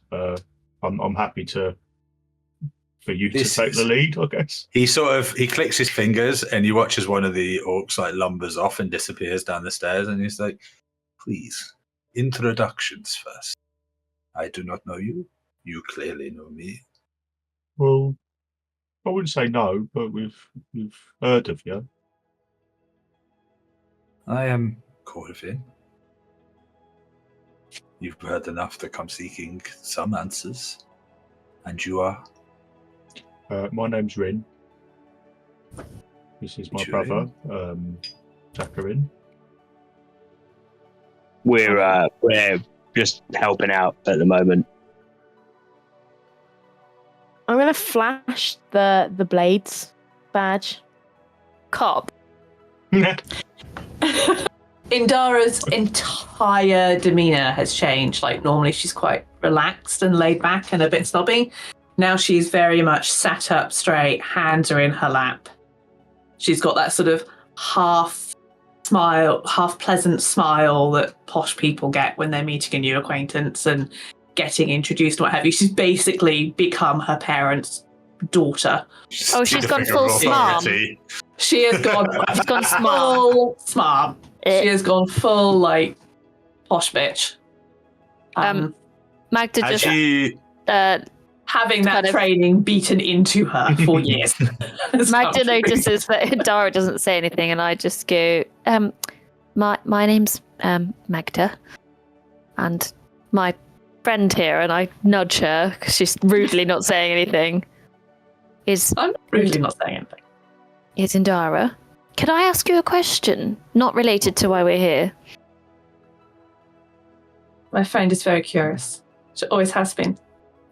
I was just wondering who launders your clothes. He looks at you puzzled for a second. Oh, they're lovely. My clothes are washed by a local dry cleaner. Why? Oh, well, actually, that would be quite useful for my other line of work. Would you mind terribly telling me who? Give me a fucking break here, Jen. Hey, bitch. Now you know how. That's a quick question for That wasn't. It's like the dry cleaner of Neverwinter. That wasn't an on purpose thing. You could have just said he tells you, and I would have just gone, okay. That has to be a name now, there doesn't there? We've spoken about it too much. I'll tell you what it is in a minute. Boris. This is 100% payback, though, for all the shit you've pulled in Witchlight. Boris the dry cleaner. He sort of smiles. Completely legit. He smiles at you, Magda, for a second, and then he looks back at you, Wraith, with showing your badge. And if I were you, I wouldn't flash that around in here. There are a lot of people in here that the blades have either annoyed or hurt. Just for you. Just so you know who you're working with. Boy, funny business. I do not work with the blades. The blades occasionally have use for my information, and they pay very well for it. It is a business arrangement. Well, let's do business then, shall we? Also, I wash my clothes at Suds and Sigils Okay. Do you have a business card for him? He laughs. No. They do. Yeah, do you know what? Fuck it, he does. He pulls out a little bit. He sort of like looks and he's like, you can see in his eyes. He's like, it's the weirdest fucking conversation I've ever had. It's one of his money laundering And businesses. he pulls out a little business card. He pulls out like a little Flickr wallet that's got loads of cards in, and he pulls one out and he slides it across to Magda. And on it says suds and sigils, and there's like some little pictures of bubbles, and they're enchanted, so they just glisten. Like they're just coming like like cartoon bubbles, so they glisten nicely. Like in Cinderella. Yeah, and then underneath it says, "Your armor, your robes, just a spell away from spotless." Oh my god! You ab-living motherfucker. I love it. Who's plainly looking at the screen? Mate, Suds and Sigils has got that fancy money laundering money to make their business. This is embossed. Like this is That's good. flashy, man. This is no like Old edging. It's a laundrette. This is no fucking like off the printing press card. This is good paper. Right, we're making a note. We've got to check that place out. I'm like feeling the cardstock in my hand, and I'm like rotating it in the light, like, oh, let's try this. So, And they do reason- an excellent job. I honestly, I don't think I could do better myself. It does I think good. with Just before you start, sorry, just as you're finishing up this conversation, just before you start, Rin, an orc reappears, like carrying a tray in his hand. And he places like a clean glass in front of each of you with like a brown liquid in. And then he pops one in front of Corvin as well. Indara just sort of nods her head. I thank them in orc. He just like nods his head at you, and then like the tray sort of like throws on the other table. Yeah, and he throws a tray on the other table. It goes back to, and they're both sort of like standing either side of Corvin now. I'm like grinning ear to ear at this point, and my other flagon is discarded. I think we've gone in a bit of a tangent. Well, first, welcome to the Iron Flagon. Thank you. And he holds his glass up to all of you. Oh, I take it. I'm visibly like, oh fuck. And then he takes a sip. I'm like,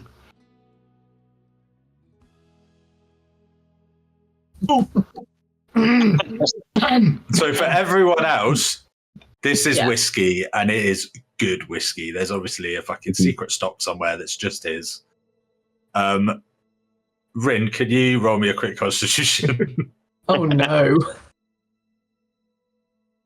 Because I am well aware that Rin doesn't normally drink. Oh dear. Constitution. It's +2. I'm still an orc. Oh no.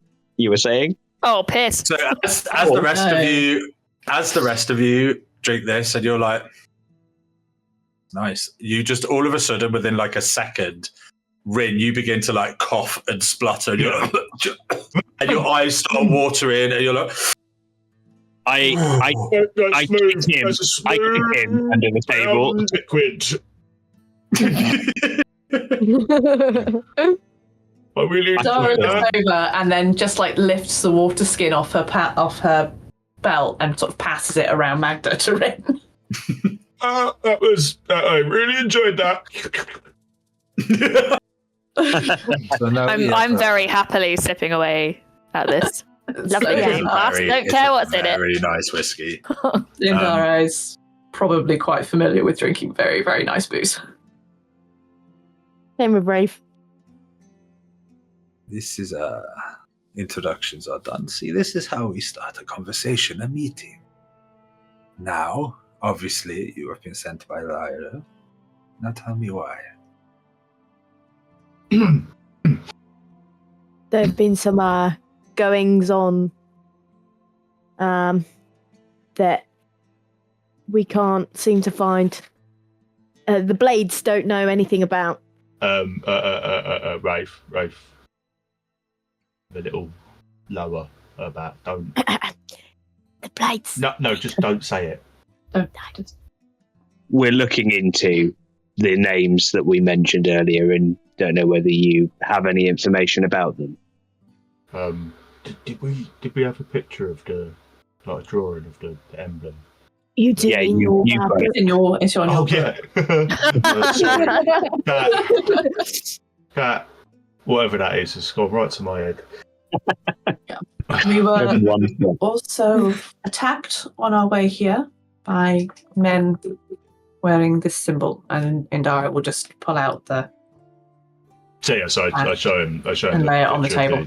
The drawing of the hand-eye thing. So 2 sigils and 3 names. So he looks at the note first. I just pass him my notebook. I mean, have a flip through. And he looks at the he looks at the still dying eyes. Yeah, no, it is character coffin. And then he looks at the symbol, like the hand in the eye, and he's like, "This I will tell you for free. I do not know this." And he looks at the brooch that Indara places on the table. Yes. You have pissed off. Who are you? What have you done? Who are Because he they? doesn't know the other one, can I just do an insight check? Yeah. What, Like- with the one in Rin's notebook? Yeah, The hand just in the because, eye. like, we know that I he's want a to do bad an guy. insight on both. He's a bit Don't know dodgy. he's a bad guy. He's a bit dodgy. Just a No, bad This is guy. it. I'm worried yeah, go on, for do an him. insight then. Okay. Never mind. Yeah, Can I join in that actually? Because he's handed Hold me it back. yeah. I did a good. Hold on. I thought insight was intelligence. I was like, nah. Oh, Yeah. shite. A 17 minus 1, a 16. Well, I'm on a 15. 16 and a 15. From what you can see, he's telling the truth. He doesn't know. Cool. Seems like he'd be able to lie really well, though. This one, you are. I know most dealings, but you are new, no? Yeah. Rin, how long we been here? A little while. To the city. Not Oh, to the city. couple of months? To the Oh. blades, I mean. Oh, yes. Yes. I mean, yeah. Don't go off track. He sort of picks the brooch up and he checks the back and he looks at the front again and he sort of skitters it back across the table towards you, and Dara, and it sort of lands like on the edge of the table next to you. So you have no idea what that is, no? Looks like an eye. It does. How new are you to the city? To the city? What, a few months? All of you? I've been here a bit longer, I think. Me and Rin have been here for a couple of months. Magda and I have been here for a few months. I haven't done really exploring yet. It's our first time down here. Who is it? It is not. How fucked are we? That depends why they are interested in you. Well, But this is not. I have the information you seek, but I am a broker of sorts. I do not just give information freely. what's the cost for this information then? This is who you have pissed off. Big. Is it like one person or like an organisation? I tell you what. I have a small problem. I thought you might have had. You fix this little problem for me, and I'll give you the information you need. How morally ambiguous is this problem? It's not a question of morals. It's a question of a message. Okay. I'm pretty good with a quiff. Yeah. I had an order. This order has gone missing. Oh, like a delivery. Yes. I need it back. Now I could just. I start taking notes. I was like, okay, who was the reciprocant? Oh, so were you waiting for the delivery? The delivery was stolen. And it was coming to you? It was, yes. And I mean, I could just send these two. I mean, they do look but they're not formidable. very quiet. They prefer Hmm. breaking bones and crushing heads. And... Yeah. I didn't want to lean into stereotypes, but... Oh, no, they're very stereotypical. Possibly I the laughed point a of little them. bit too hard at that. And you look, like, both of them look utterly confused, and you hear Jacqueline and Rin in Orcish. One of them very quietly leans over and goes to the other one, who's like, "What's stereotypical?" This job. No. This job requires a finer touch. You look like, and he looks now at like the smaller blood spatters on your clothes and armor, and well, if you walked away with these blotches, you seem to be able to handle yourselves well enough. I immediately get my cloth back out and stop trying to wipe at any remaining blood splatters. Shit, I missed. Who do you believe to have your delivery? See the lady I was just speaking to. Yes. Yes. The small halfling, yes. Yes. Yeah. Well, her husband thinks himself a prominent figure of sorts in the area. And He what's his believes name? he believes if he steals from me. He calls himself Tall Fellow. Tall fellow. Yeah, ironic, isn't it? I was going to say. Yeah. He believes if he steals from me, he makes enough noise that I'll back down, and he can take some of my hard-earned. This is not how this works. Now, what I would like... Why was she meeting with you and not him? She is worried for his safety, Okay. as she should be. Yes, I get that. What was the package? I mean, you don't have to tell us what it is. The package is my business. Yeah, no. Is it big, What? small? Is it? It is small. Relative size. You can fit it in your bag. Okay, cool. Small package. Yeah, Now, I'll give you... I can tell you where to go. yeah, I okay. can tell you who has it. Okay, yeah. Where is the place to go? So you need to go to the River District. River District. Who has it? What's that? And who has it? Who has it? Tall Fellows. Men Tall Fellow have it. has it. They have Tall fellows. Men. holed themselves up in an old warehouse. Has he got a lot of men? Not a lot, but I don't... This is not about hurting people. No. Like It's I'm saying. You don't. And he looks you up and down in your robes and stuff, and he's like, you don't strike me as the fellow that likes to hurt. Only when necessary, and as a last resort. I'd like you to send a message. Like, I'd like you to first get the package. uh-huh. I feel Tall Fellow he is small time, but he is smart.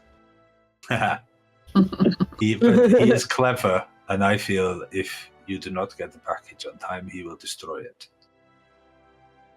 Mostly because I would probably do the same. So we're going to get once you have retrieved it, I would like the warehouse burned to the ground. Oh. Is that inclusive of the information? Yes. So no burning down, no information. You are smarter than your cousins. Good.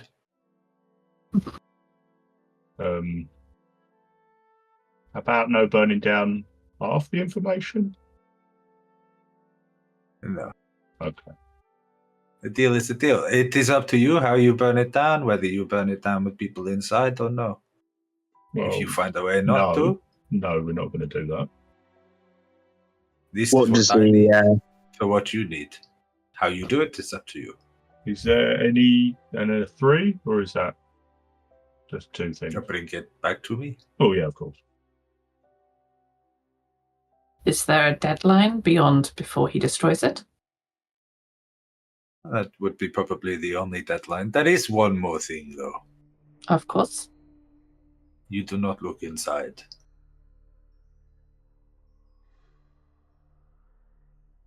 Out of interest, not that we're gonna. How would you be able to tell if we did? I would tell. Okay.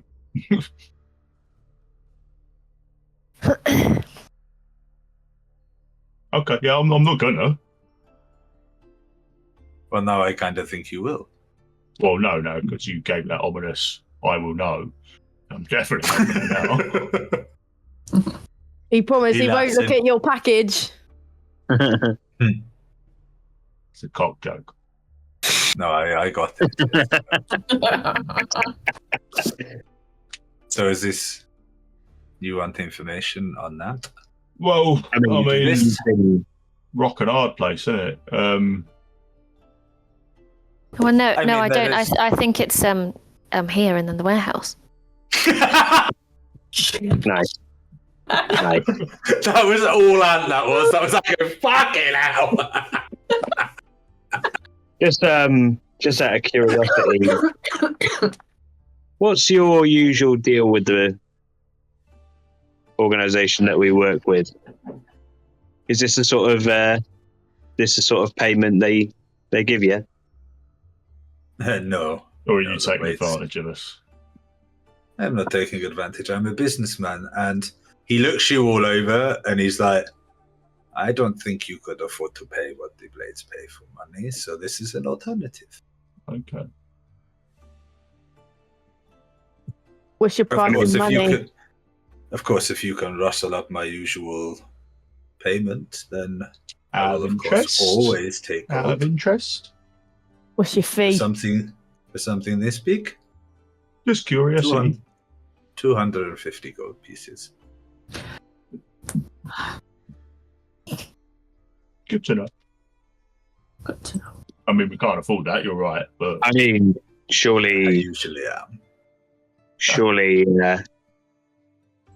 the blades could pay that, right? You are very new to the blades, yes. I think Go on then, enlighten us. I think it's like we're independent from them. I look at Rin and I'm like, I look at Rin and give him a look that's like, yeah, shut up. Let him tell us. I don't. I don't. Oh, yeah. I don't know what has been explained to you, but I mean, I'm getting the feeling this is probably your first outing. The blades is not a It's job. our. No, we've been out before. You have. You've been members of the blades a while. Yeah. Oh, enough. Roll deception. I mean, it's not good. I'm going to give myself disadvantage. Oh, I was going to say, Magda is looking at you like. Roll with disadvantage. No, I just got a dirty 20. Yeah, but you didn't you're say not anything. lying. I was gonna say, Max is looking at you like, what, really? I had no idea. I'm like, Not fair. yeah. Oh no. Fine. It's a nice try, but Yeah. Yeah. So long. very long by scenes. But let me explain, just so you refreshed. Yes, the Yeah, Blades no. is you work for the Blades. It's not a job. It's not you get paid to do this.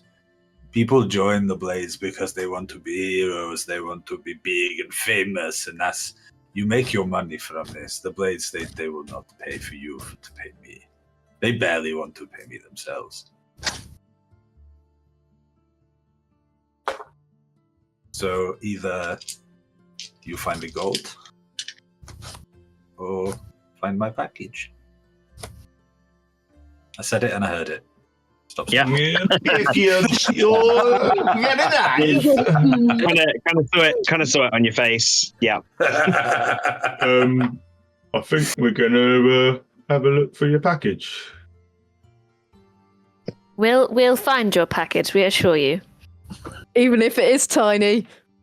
But we won't look at it. Fucking Remember, it's not the size of the package. Come on now, guys. That's what you do with it. Daddy's on board. So, you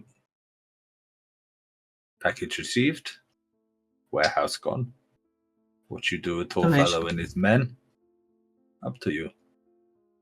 But just to be clear, you don't want him dead or nothing. Well, that would be optimal, but you don't strike me as the type that No, would no, sleep sorry. well after that. Not really. I mean, Are you okay? Is there something wrong with your neck? Surprisingly, he does, and he points at one of the. Surprisingly, he does very good one-hand massage. He maybe get a kick out for you. Actually, I've never had a massage. Would you like? do you What's his name? He doesn't have a name. Neither of them. No, They do have names. Everyone has names. No, they don't. Well, it's just like Orc 1 and Orc 2. No, Grunt Just 1 that. and Grunt 2. I purchased them when they were smaller, and I never purchased named them? them. Yes. I very gently kick Rin under the table. Oh, okay. This is what they are bred for. I kick him again. Okay. You seem troubled by this. No. I'm just like looking at those two very curiously at this point. Look, no. You seem like a man who can be truthful with. I think. Obviously, we're half orcs, Mm-hmm. and we don't know our parents. Yes. I am That- just very that slowly troubles me. It makes me sad. looking at That's all. Rin. That's all. Makes me sad. That's half of my heritage. No, this is. Wait. I think you have wrong end of stick. Maybe. This I is don't know. not. They are not slaves.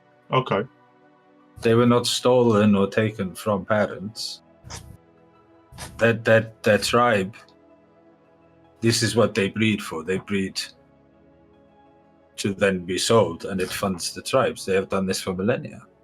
Yeah, it just seems like You will find more in the city, just seems a mostly bit, in the noble houses and stuff. just seems a bit like cattle. I mean, Anyway, this is something I think they that's do. maybe a bigger Let me explain, because conversation. your friend seems quite sad about this. This is nothing untoward. This is perfectly legal. In fact, I the understand. god that they revere, my friend. This is the task that their tribe has been set for them by their god. They are used Yeah. as soldiers, as bodyguards, as mercenaries, whatever they are paid to do. They are not given names at birth. But I don't think I like the sound of this god But very much, you know. they're paid? They are paid, yes, they are paid well. And they're Aren't free? you both? And they both go, yes. And they're free to a point? They can leave whenever they like. Okay. Okay, yeah, no, and you said If at they the do, they beginning, cannot. If they do, they cannot return home because they have lost all honor in eyes of their god. But they can Okay. leave when they like. I do not keep them shackled up. They are paid. They have days off. Yes, I mean, yeah, you were right. That was the wrong end of the stick, and I apologise for my reaction. No, that's this information I give you for free. Thank you very much. Thanks. No burning down houses for it. Okay. Not this one. Listen, obviously you mentioned the warehouse. Do you know what he stores in there? Yeah, we don't want anything explosive. Flashbacks. Yeah, well, that's. I mean, I'm not.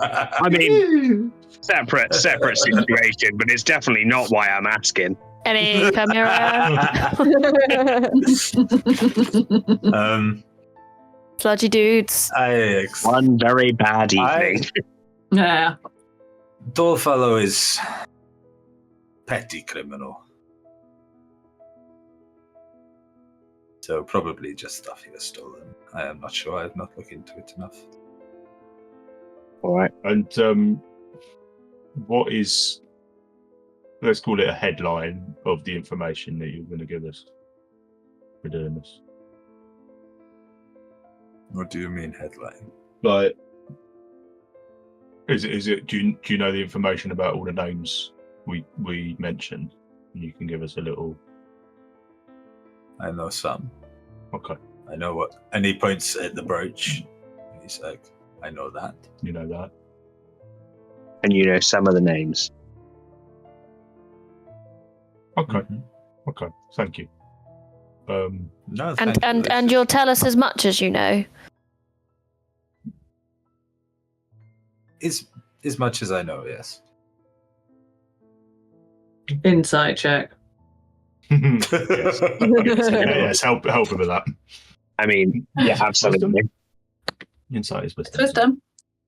24. Oh. 15. 19 for me. Indara. For me. Mm. He's good. Like, he's really fucking good. But just somewhere, Lying. like a flicker of a whisker or the twitch of his nose or like his ear moves slightly too much, One of these. he is lying about something, but you're not sure what.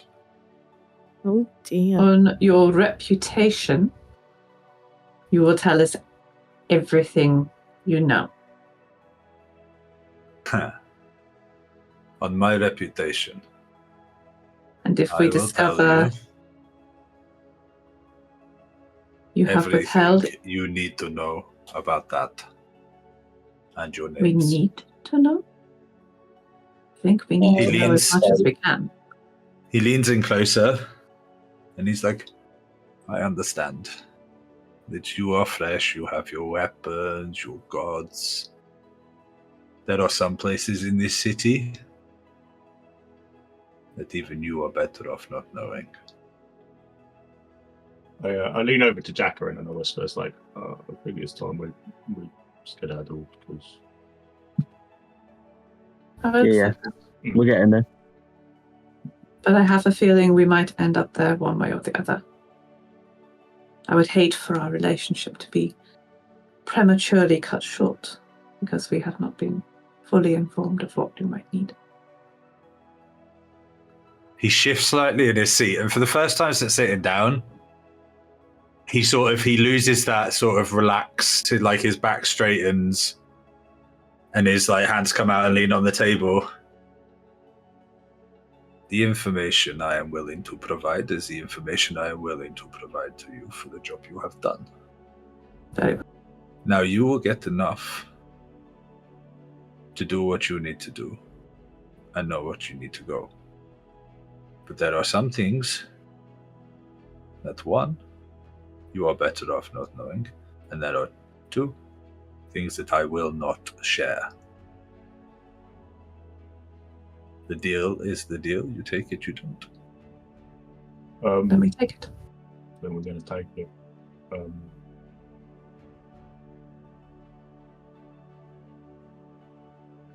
I pick up the glass again, and I'm like, no. You don't have to. And I put it back again. I'm gonna finish mine. Indara I'm will definitely finish gonna hers. finish. I actually, before I put it down, I just pour it in the Jack's glass. This is like the nicest drink Indara has had since she left home. So she's going to finish hers. She is going to savor it. I appreciate it, but I'm just not really used to it. Got any water? Like You'll clean, find water downstairs. like clean. Ask. Water, You got the barrel, yes? but yeah. Yeah. Not many people ask for water in here. Be No, more like- specific next time. I it should told be you. better. What should I say? Just ask for clean water. Clean water, drinking water. Yes. Okay. Mhm. Okay. Thank And you. I believe. Robert. Thank you. I think This we is- should be away. Before you leave, like as you're leaving, he sort of clicks his fingers and you see one of the orcs like pulls a little thing out of their pocket, and it's literally just a small piece of parchment, and he pulls like this little quill out and he places it down in front of Corvin. Corvin writes the warehouse name, writes like the location within the river district, and slides it over to you. What was the And- warehouse names, if it has one? It's just a number, so it's warehouse Oh, 14. okay. 14. Is that next to the one? Nowhere near. Other side of Oh, the city. okay. Okay, cool. I was waiting for you to ask then. What a district was that? It was in the river district. River. No, this is where we're going, but where was that? What? Where they- was that? Yeah, Most Metellers are. That was in the warehouse. No, the fuck it was in the warehouse. That was in the docks. The docks. Okay, cool. Yeah. Yeah, and it had its own warehouse there. How far away is that from where we are now? The river district is like the other side of the city. So if I move you back over to The map. the city map. As we stand up to go, I'm gonna like have that business card in my hand and be like, "Thanks." Really like excitable. They are very Where are we good. currently? So currently you are at the Iron Flagger. Let me pull up my guide a minute. Wherever I the assume fuck we can't have the key because So it's you're going to reveal here. names. Yeah, not yet. Yeah, fair. So you're over here 11. Okay. where you're I'm heading. going to start making a key, I think. Where you're heading is the river district. Which is You'll be ping again, sorry? over this way. Okay. Oh shit! Okay. Oh, the It's north quite a way side. away. Okay, good. So we'll just we'll go through it. So if like Protector's Enclave is this district here, it sort of ends around the wall bit and the river. So where you are now, the district you're in is the Protector's Enclave. This wall the 11 is the Iron Flagon, yeah? is the Iron Flagon, yeah. So this wall stretches the whole length of this city. These two bits you see here. Yeah, like I say, it's like boxing off the chasm, right? Yeah, so but these two bits here, this is Never Death Graveyard, Mm-hmm. which you would all know. Obviously, this district here is the Chasm district that is still sealed off and guarded. Yeah. For the rest of the city, you've got the River district, Yeah. which is over here, which is it's That sort of is- half rebuilt. There's still some prominent places and stuff there, but it's a bit of a rundown part of the city. So like the favela vibes. Yeah, like a lot of it. So you know when you Or is it like left- Hackney, like after the Blitz? yeah, like a lot. There's still a lot. So it's where you found Ralagar was in the River District. Okay, yeah. So you know, That's- like when that's I where the market with described the- it to you lot. No. So you went from the market across the bridge into the River District Gotcha. to track down Ralagar, and this is where you found it. And like when I described the streets, like half of the houses were like destroyed and half have been rebuilt. Some have been Oh yeah, rebuilt even within the sort of map, you can okay. see that. Yeah, you yeah. can see their ruins. Yeah. And then over here you've got the Black Lake district, which is obviously where you guys. So number 20 is the House of 1,000 Faces. Let's see.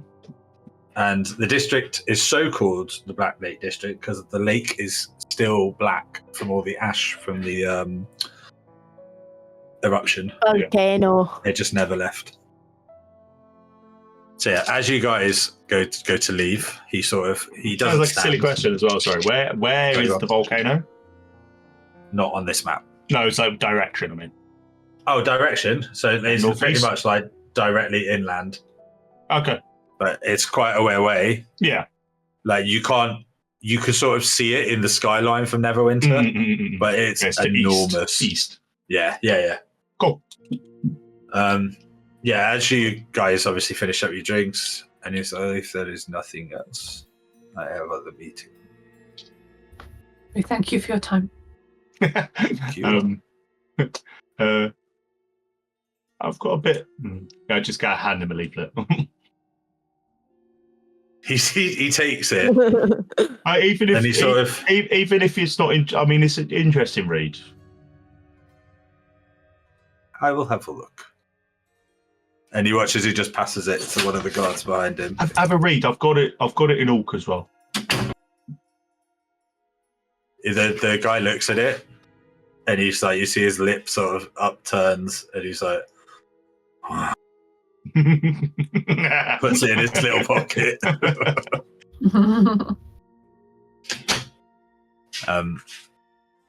So yeah, he finishes his drink, puts it on the table. I suppose we head to the river district. Yeah.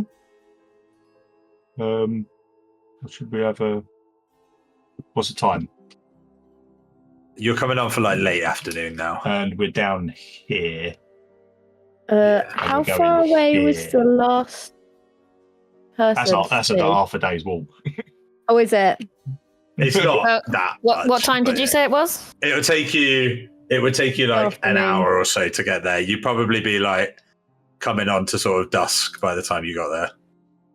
I'm not sure we would be able to get another day off to deal with this. I think we have. Not anytime this week. Mean, I have kitchens to replenish. I mean, I don't have much. We're probably better doing this at night, though. You know. What hours do you work? I work the morning. Magda? Sometimes into the evening. It depends how the hunt goes. I work the days that are required. Do you think you can maybe say, can I have a day shift? It doesn't quite work. It's like planning D&D. It's like I look after the children of the guests too. Could you swap shifts with someone? I'd have to check if we've got lots of I children. Then I'd need to. It would be sort of tough luck, really. I think. I mean, go on. Do we not think maybe we should, I don't know, go back and actually have a conversation with the Blades before we go and commit a crime? I mean, yeah. Yeah, probably. Did we get amnesty with our badges? I doubt it very much. Question? Yeah, me too. I think we need to deal with this ourselves. But I think Ray's right. It should, maybe at night is preferable. But maybe not. Why don't we this night? Have we had lunch? Yeah. We did have lunch, didn't we? Yeah, we did. We haven't had dinner yet. Look, why don't we make our way back to our respective places? On the way, we can maybe try and get some answers to some of these questions. I agree. Yeah. We're not going to get much done tonight, and quite honestly, I'm not actually in a fit state to run into a flight either. Yeah. All right. Do you think that Corvin was single?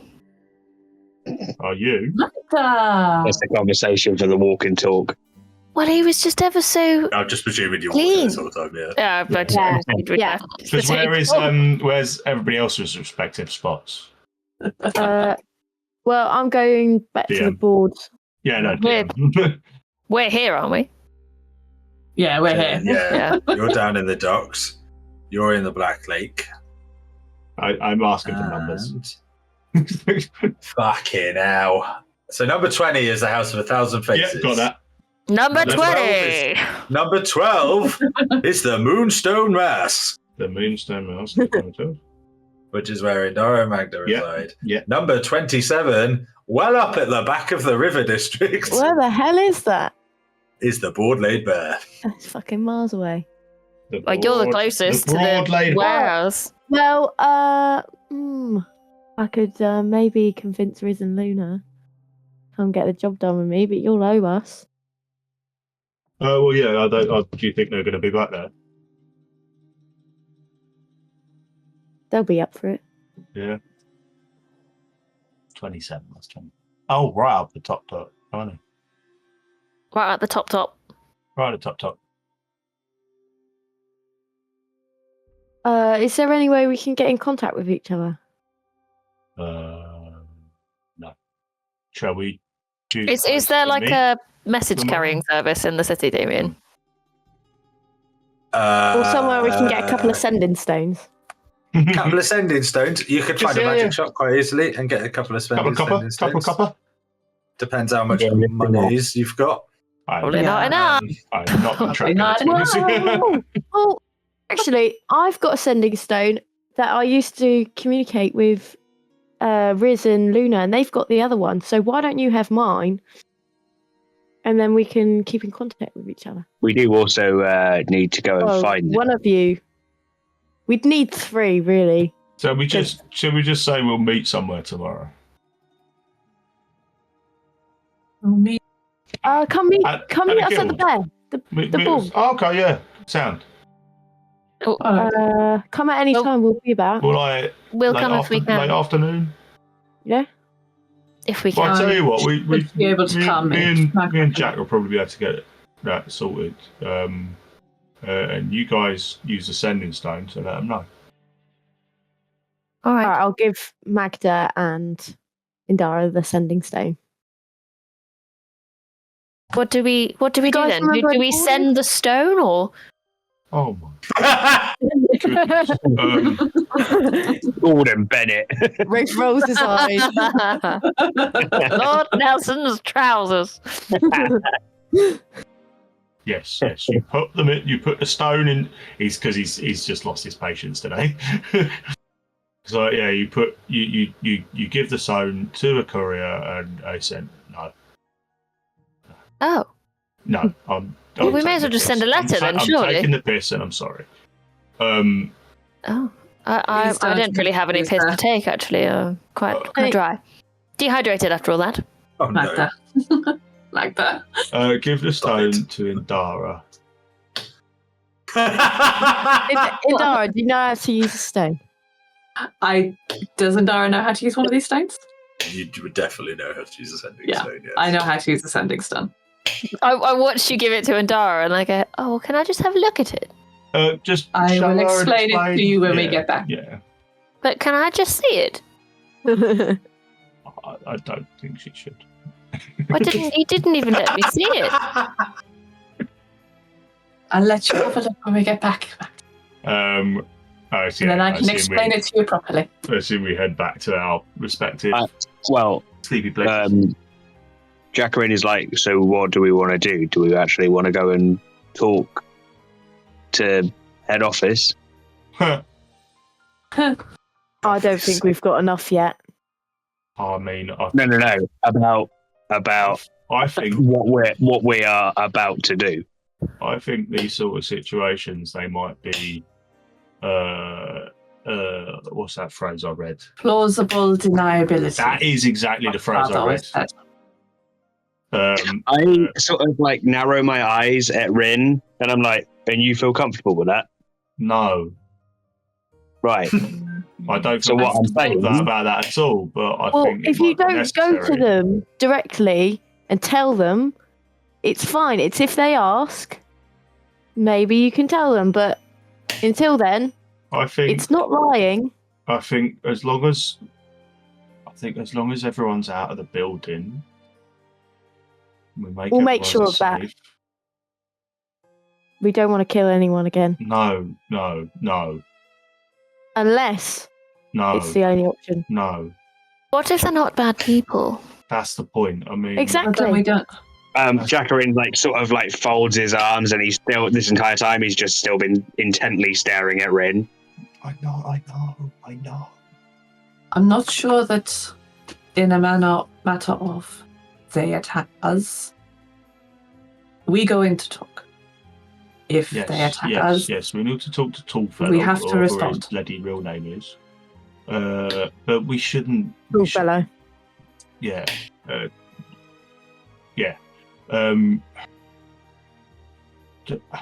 Aim to hurt, don't kill. I mean, if they're spellcasters, aim to We don't maim. even have to hurt them. Intimidate them. Get them out of there. exactly. That's a bumper sticker, right? So with spellcasters, you'd have to take their flipping voice box out, so the throat was the right option. Let me double check because I might have silence. Well, we can have a long rest, Fine. can't we? So we can. That's like the non-spellcasters version of silence, there, isn't it? So Arrow, right? You're Yes, I do have You're spell. walking. And I'm like, I've got a spell. I got a spell to deal with that, so they can't cast spells. Like if they have to speak them, there's ways and means around killing. It is the final option. If you draw a weapon, you have to be prepared for what the consequences will Of be. course, you have to be prepared, but we should be better than them. Are we though? We should be. But We are, at the end of the day, hired swords or bows or But why does that? Whatever it is, Why does Matthew, that it's change the fact that we should hold ourselves to a higher standard than thugs? we can. But we must also be aware of the reality of our position. Then, like I say, final option. Absolutely We talk final first. option. Talk We fight first, then fight, then knock her out, knock her conscious, then kill. And shoot them through the throat. Kill? No.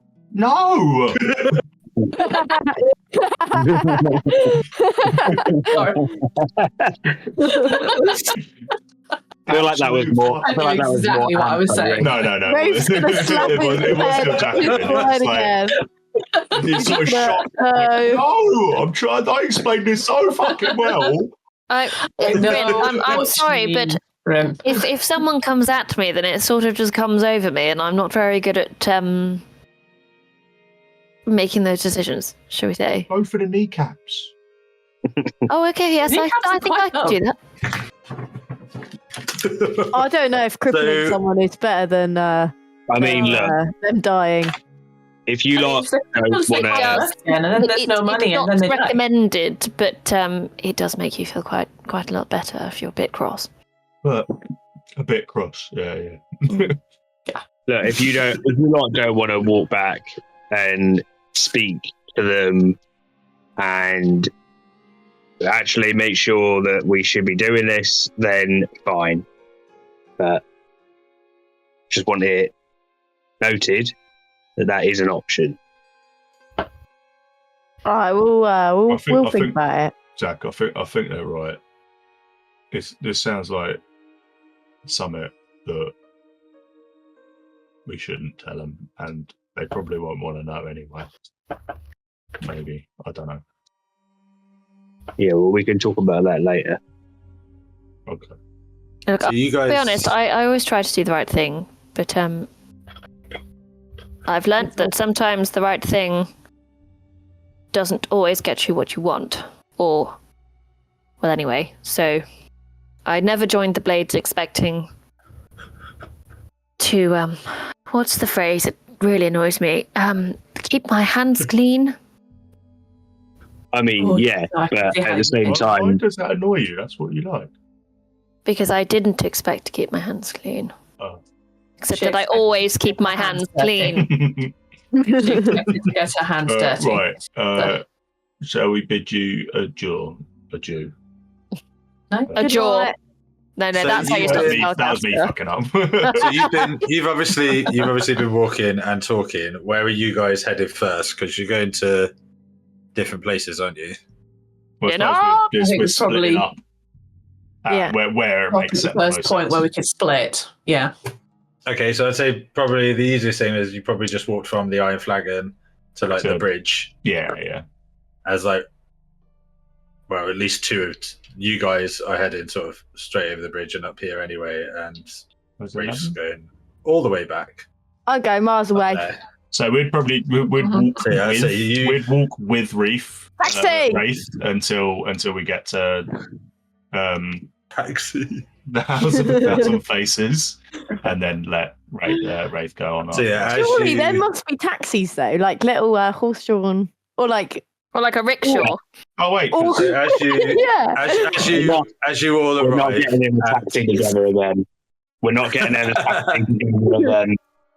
as you arrive at the bridge, there's obviously 3 bridges in Neverwinter. This one is called the Winged Wyvern Bridge. The Wyvern That Bridge. sounds really French. Yeah, The Winged Wyvern Bridge.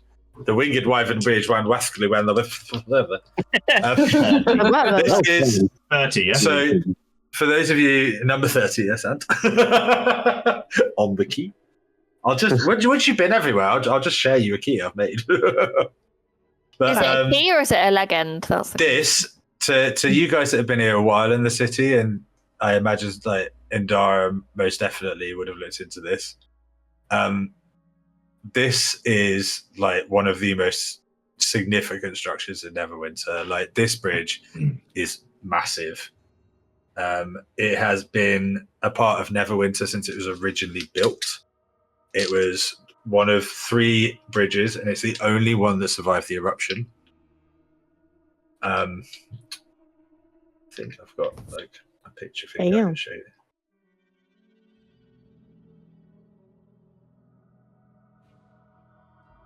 Wow. So, and this is what would have directly led Nice. to Ooh. Yeah, that's a Nice. nice bridge. yeah, so this is grand, and like as you come off this bridge, you can see why it would have been so grand, because this basically was what would have ran up to Castle Never back in the day. Obviously, Castle Never now is cordoned off. It's very eerie and gloomy. There's this. I mean, there's you've heard a lot of urban tales about Castle Never, and like every time you walk past it, you feel uncomfortable and you feel a bit uneasy. You hear tales of like ghosts and monsters, or there's a hag living in there, there's a witch living in there, but no one ever goes in there. It's been cordoned off since the eruption, and no one's really sure why. You like I say, you hear lots of tales, but as you walk past the place, you see that even on like the sunniest day in Neverwinter, it is darker around the castle. It feels gloomier. It's a sense of unease if you get too close to the walls. And so yeah, you guys, Indara, Magda, you split off at the bridge and you head back to Moonstone, I'm presuming. Mm-hmm. Going Yeah, the and- servant route so that we don't disturb except the guests. Okay, going in back door. Yep. So yeah, you head back. Stop it. You head back to the Moonstone Mask. You head through the workers' entrance. The rest of you guys, you head over the bridge, split your way. When you come to Thousand Faces or close to, and Wraith, you head home. You all arrive back. Obviously, whatever little jobs, helping out where you can, and then settle down for the night. Wraith, you get back, and Luna and Risen are there. But we'll go into that next session. I was going to say, Magda would definitely be wanting to have a conversation with Indara before we went to bed that evening. Okay, so yeah, you go back to the Moonstone Mask, you finish your respective bits. As you sort of go back up to the shared dormitory, and you settle down for Indara bed. goes for a bath before she goes to bed. Okay. So yeah, as you're both sort Not of complete savage. getting ready to sleep, what do you want to do? I'm going to wait for Indara to come out of the bathroom. And I'm getting quite impatient, and I end up standing outside with my arms folded, stood with perfect posture, waiting for her to get out of the bathroom. And Dara will come out in like a clean nightshirt, and she'll be like braiding her hair. And as she walks out, she'll look at Magda and go, "No, I will go autumn. All right. I'm a bit bored of spring." What's the colour of autumn then? Red? Yeah, red. Talk to you for a moment. Pardon? Could I talk to you for a moment? Yes, of course. In your room? Always do that. In my room. Please don't clean anything. When did you last tidy? Yesterday. My room. Let's go to my room.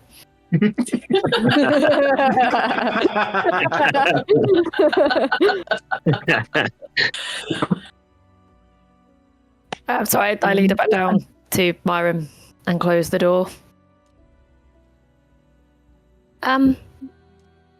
You remember what happened at Silvery Moon to cause me to have to leave, don't you? I do. I do remember Magda. So, when you shot that boy through the throat, Yes. did that cross your mind at any point? In the moment, no. I defended you because you are my closest friend. And I trust that you do these things because your father It's my put you father. up somewhat. And because you think it's really right in the moment. In the moment. I'm not saying I don't regret the outcome. But if I allow myself to become consumed with regret, I will get nothing done. And I will have a very long life to regret all the things I do in my youth. I have a lot of time for regret, Magda. I know. But in the moment, I only want for people I am with to survive. I'm very cross with you, you know. I know. And I'm sure you will be very cross with me for a very long time.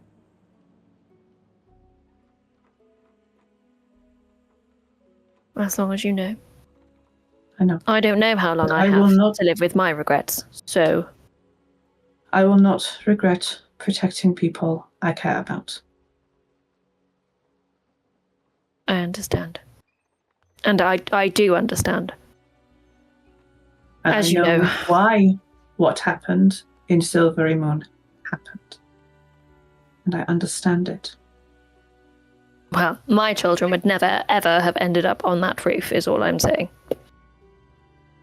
There is that. I suspect my children probably would. No child under my care.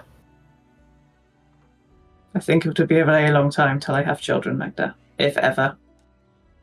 I don't know if I will ever have children with this temper of mine. Seems to be a problem. I think you'll get a handle on it. Once you know what's going on, I think you will get a handle on it. Well, apparently my mother didn't. Maybe your mother just didn't know what was going on. Maybe she was as ignorant as you. Well, I think this is a good group that we've got here, and perhaps you should be a little more careful with your bowstring if we want them to stick around. I will be more careful with my bowstring. All right. Well. And you do know that I would not contact my parents for me. But if you thought they might help with what you're going through, I would speak to them for you. You do know that. No, I had to disappear quite quickly. I don't want there to be any connection. Oh, everyone knows we are connected. Everyone has always known we are connected. I don't want them to know where I am. I don't have to tell them where you are. But I'm just worried that they might come after me, and I didn't do anything wrong. And I'm just trying to leave it all behind. It's a long way to come, Magda, when you didn't do anything wrong. Well, they don't seem to think that, though, do they? We'll see. I left after you. They were regretful. The children helped to clear things up. You know that. Oh, well, I hope so. So terribly disappointed, you know. I never did anything wrong. I always put the children first, and I always did my other jobs, and some silly man gets in the way of it, and... It is usually a silly man who gets in the way of... Well, he was the one who acted in a beastly way, and then they... Well, anyway. It's past our bedtime. We really ought to go to bed, and you need to tidy your bedroom. I will tidy after I have hunted tomorrow.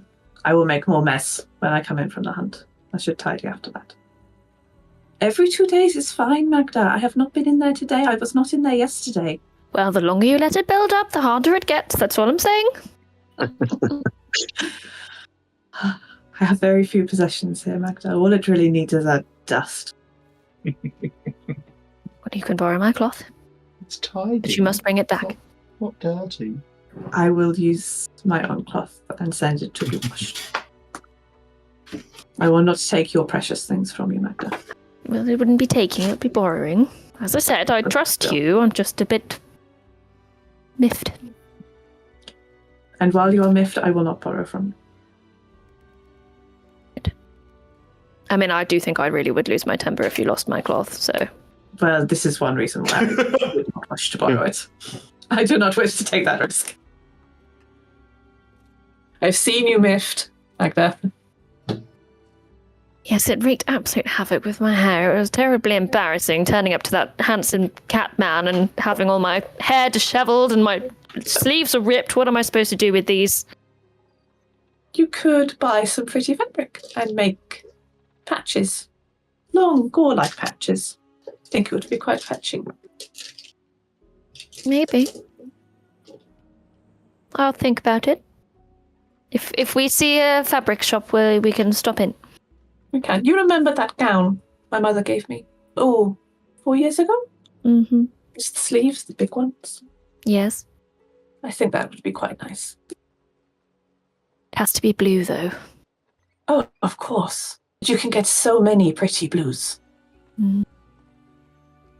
Anyway, we're getting all wrapped up and I need to go to bed. Yeah. Yes, you do.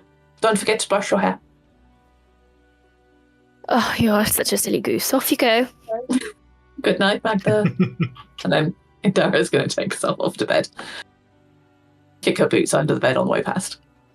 I've already brushed my hair. I'm kind of insulted. And Indara still says this to you every night, whether you have or you haven't. So yeah, you both head off to bed. The rest of you guys all head back to your respective taverns. Is there anything else anyone else would like to do? I think Rin and Jacqueline need to have a conversation. I think we probably need to have a chat. After we sat down and relaxed a little bit in the tavern. Yeah, would it be open and like serving and stuff? Yeah, so you would be open at this point, but yeah, you go in and you sort of help out with a few jobs for an hour or so, and then you're not actually working. You're just being nice, yeah. Take find out a your quiet little corner. two for table. Yeah. And you sit down with a Oh, and I'm like, drinking a water. the letter in front of us. His name was Kieran. Look at this fucking letter. Jackarin's just really, really quiet. And he does look at the letter and he nods. It's like she didn't even. And it's like, yeah, and he'll be in my prayers tonight. It's more than him. I don't know. She just didn't seem to regret it. And that's why we've got to pray for him. Don't think my prayers get through. I mean, what's a god of music gonna do? Jackarin sort of squares his eyes at you and is like, I mean, you do believe, though.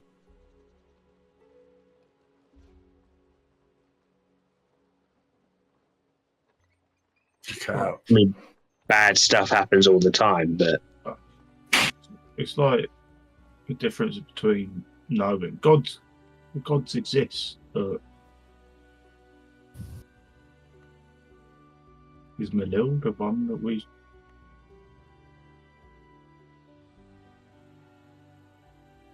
look, we're here to protect us, and we're here to protect the temple.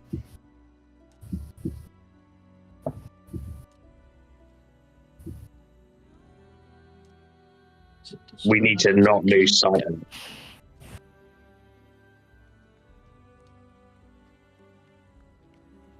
I mean, we've ultimately come to do good.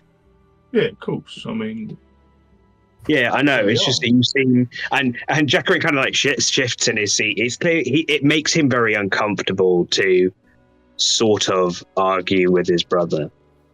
sorry, so I missed a bit because my.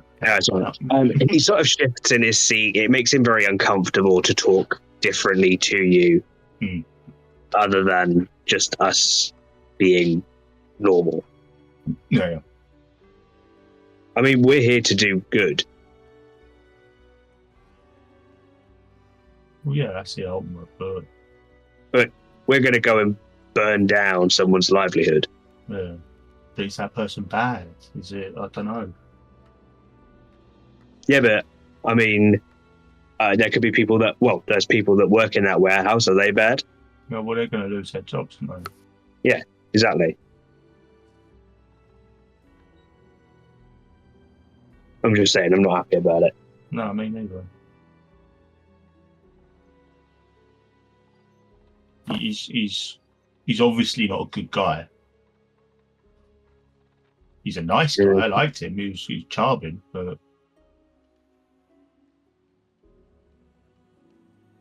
well, I mean, we can usually get quite a good read on people, and obviously he's holding some information and all sorts. But I was all for it for the intimidate someone. Yeah. But then when he said burn it down, I'm like, oh, hello. Why don't you want to tell the Blades? I don't know. It just seems like they won't want to know. I mean, the door is open for us to go in and speak to him. So we talk to him before we meet the others tomorrow. I think the group was pretty clear on not doing that. You included. You know how I get influenced, though. And you see how many him times have you see him soften slightly. You see him soften slightly, and he's like, "Yeah, but I feel like you're." I got excited. Remember why we're here. Yeah, I got excited. We're part of a team now, a gang. And he puts his hand on his shoulder, and you can see that he does kind of lighten up a bit. And he's like, yeah, no, I know that, but at the same time, we are here to protect people. Yeah, you know me. We protect them. I just wanted to make him happy, I mean, we are on a mission from God, remember? It's true, but like I said, that God worth it. That makes Jacqueline tense up again a little bit, and he's like, "Well, I don't know. maybe you can ask that in your press tonight." And he gets up, and he's like, "I'll see you in the morning." All right, bro. Love you. Yeah, you too. And he walks off. Yeah, Jacqueline, I try an ale. you're gonna try an ale. One ale, please. So has Rin ever tried a drink? Oh no, he has. He has. It's where you grow up. But he's just like, I think this is a glass of beer before bed type of vibe. So I've never tried whiskey before, but I've tried it before. So yeah, you go for like a light. You go for like a nice little pale. It's like little session. It's a Bud Light. Yeah, nice little baby beer before bed. It's a why did you bother? It tastes nice. It's good. Cheeky 3%er. Quickly shandy. And then you both head. It takes me fucking ages to finish as well. It takes you that long to finish. You help with cleanup at the end. Yeah, okay, yeah. And I've got a buzz as well. Yeah. Oh, I felt like that after I had the. Yeah, but Jacqueline, before he goes to bed, does do his prayers. He prays for the boy. He prays for his brother to find his way. Prays for his group and their protection. But he also is asking for guidance on what they should really do. But the image that he has in his mind whilst he's doing it is the recurring dream that he has, which slightly distracts him. Okay. And then he goes to bed. when Rin finishes clean up and stuff and he goes to bed, do we like share a room? I assume. Yeah, I imagine we do. Yeah. Bunk beds? Yeah, it's not the biggest establishment. Can it be bunk beds? It's bunk beds. How much room for Absolutely activity? bunk beds if you want bunk beds. Yes. Who's on top? Rin Who's got top bunk? Rin would be Yeah, on top. Rin. No, what's the better bunk? What do you mean, what? Top bunk. Yeah, so Rin would take top. Yeah. How's that even a question? Yeah, I was going to say. Time to get into bed. Maybe It's cool because you're up high.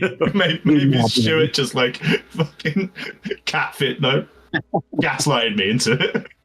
Oh, Or making you think the bottom bunk was better. Yeah. Let's admit it, right? So probably the easy answer is if you had bunk beds and it was only a single occupancy room, what bed would you be sleeping in? The bottom. Would you? Why? Really? Because it's closer. I don't have to climb to get into bed. I feel like both. I feel you At the sleep same in time? what?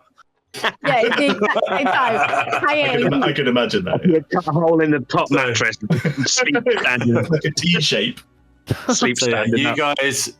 No, so your- I start to pray Mhm. and then I give up like 3/4 way through. I just go to bed. Yeah. So you guys head to bed over at the Moonstone. They've gone to bed. You Jack, get a long the rest. Wraith. Is there anything the Wraith wanted to do? I know that obviously The they're not Wraith. here. I reckon we'll Wait, just follow sit them. when next time when the others are I thought so. here. Yeah. So yeah, you all rest. You all go to bed. Everyone can have a long rest. Yay! Load Get all the your Hello. bits back. load the Uzis for tomorrow. And I think, what time are we on? Yeah. We'll call it there. Perfect timing. That was perfect timing, wasn't it? Nice. Perfect. Booty. Makes a change. Usually we're late. I am so sorry about the internet problem. This is mostly Oh, mate, it can't be out. I wouldn't worry, James, because I realised about 5 to 10 minutes in that the recording was broken anyway. So it didn't record? Why? It did record, but I don't think it's recorded any of the Discord audio. I fixed it partway through, so it might have started picking it up, but one of the boxes wasn't checked. So I wouldn't worry about it, James. Hopefully Ellie's recording's fine. I was about to say, because Ellie's That's on me, that, I think. recording. Well, let's hope so. Oh well. I'm check it in a recording minute. as well, so Okay. we do multiple recordings now, just Just to in make case, sure yeah. we've got it. Yeah. No, the problem is still happening with the internet now, and it's just really. It's That is annoying. it's nice. With James. It's nice that it's not me anymore. No, and technically it is also me. You've been Who alright with tonight. James? Yeah, but here it's fine. It's at the other house. The other So it's house. just The other house. You go to the other house on your horse. well, this is In your my garage. father's house. Jeeves, take me to the Father's other house. The peasant. No, no. It's like James with his little house, I have big to house. drive myself. This house is too chilly. Take me to the summer house. Thank you for watching session 3 of our brand new campaign, Neverwinter Eternal. I hope you enjoyed it. Do subscribe if you want to keep up to date with these sessions and make sure you don't miss anything. And so, yeah, some dodgy dealings just happened. What do you think we're going to do? What do you think the group's going to do? Are we going to choose a dodgy deal and burn down a warehouse? Or do you think we'll take some form of moral high ground and find another way? Let us know in the comments. And don't forget to like the videos as well, because that's important apparently. But thank you very much for watching, and we'll see you next time.